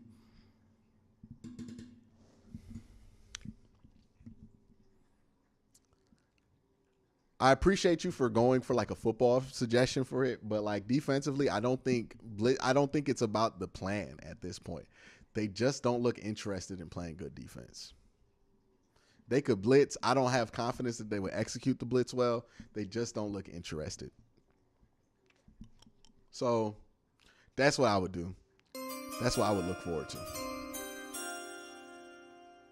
Nicholas says, I think getting beat a couple of times deep over getting gashed by the run and picked apart 20 yards at a time over the middle relentlessly. Yeah. I think you're right on with that, Nick. I do. Again, I think we have lost track of some things with this analytical front office and this analytical coaching staff about some of the human elements with the game, and I think that's one of them. I don't think we understand how demoralizing it is to get ran on. Right? When you're getting ran on like you are, the effort's going to be what it is. They can't afford to get ran on. We need a mindset change there. We need some balance, right? If the offense wants to do analytics, it's cool, And if overall Kevin wants to manage a game through analytics, that's cool. A lot of winning teams have done that. But we need to introduce more diversity and thought into that coaching staff. And I think you do it by getting a former player as a defensive coordinator, somebody who is willing to be a bit more emotional, somebody who's willing to give you a little bit more of that fire. You know what I mean? Because defensively, there's an argument to say that fire works. But that's what I want. I think this coaching staff needs better balance. I think you can do that this offseason.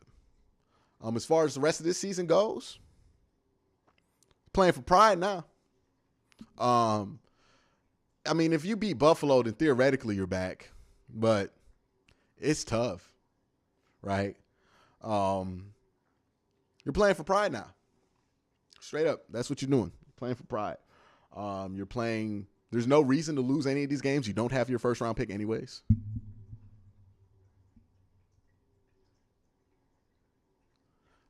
So y'all figure out what works, what doesn't. This is going to be a 6-week extended preseason for Deshaun Watson, basically.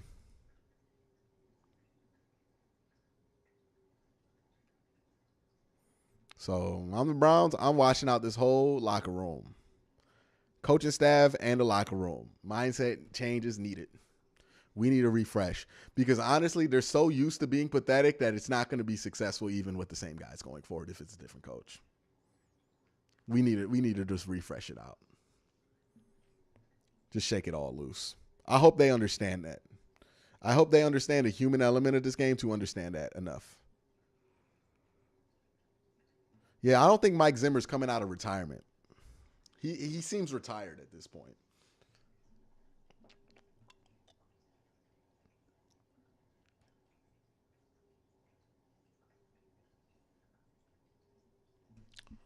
All right, well, I'm going to get ready to watch the Cavs game.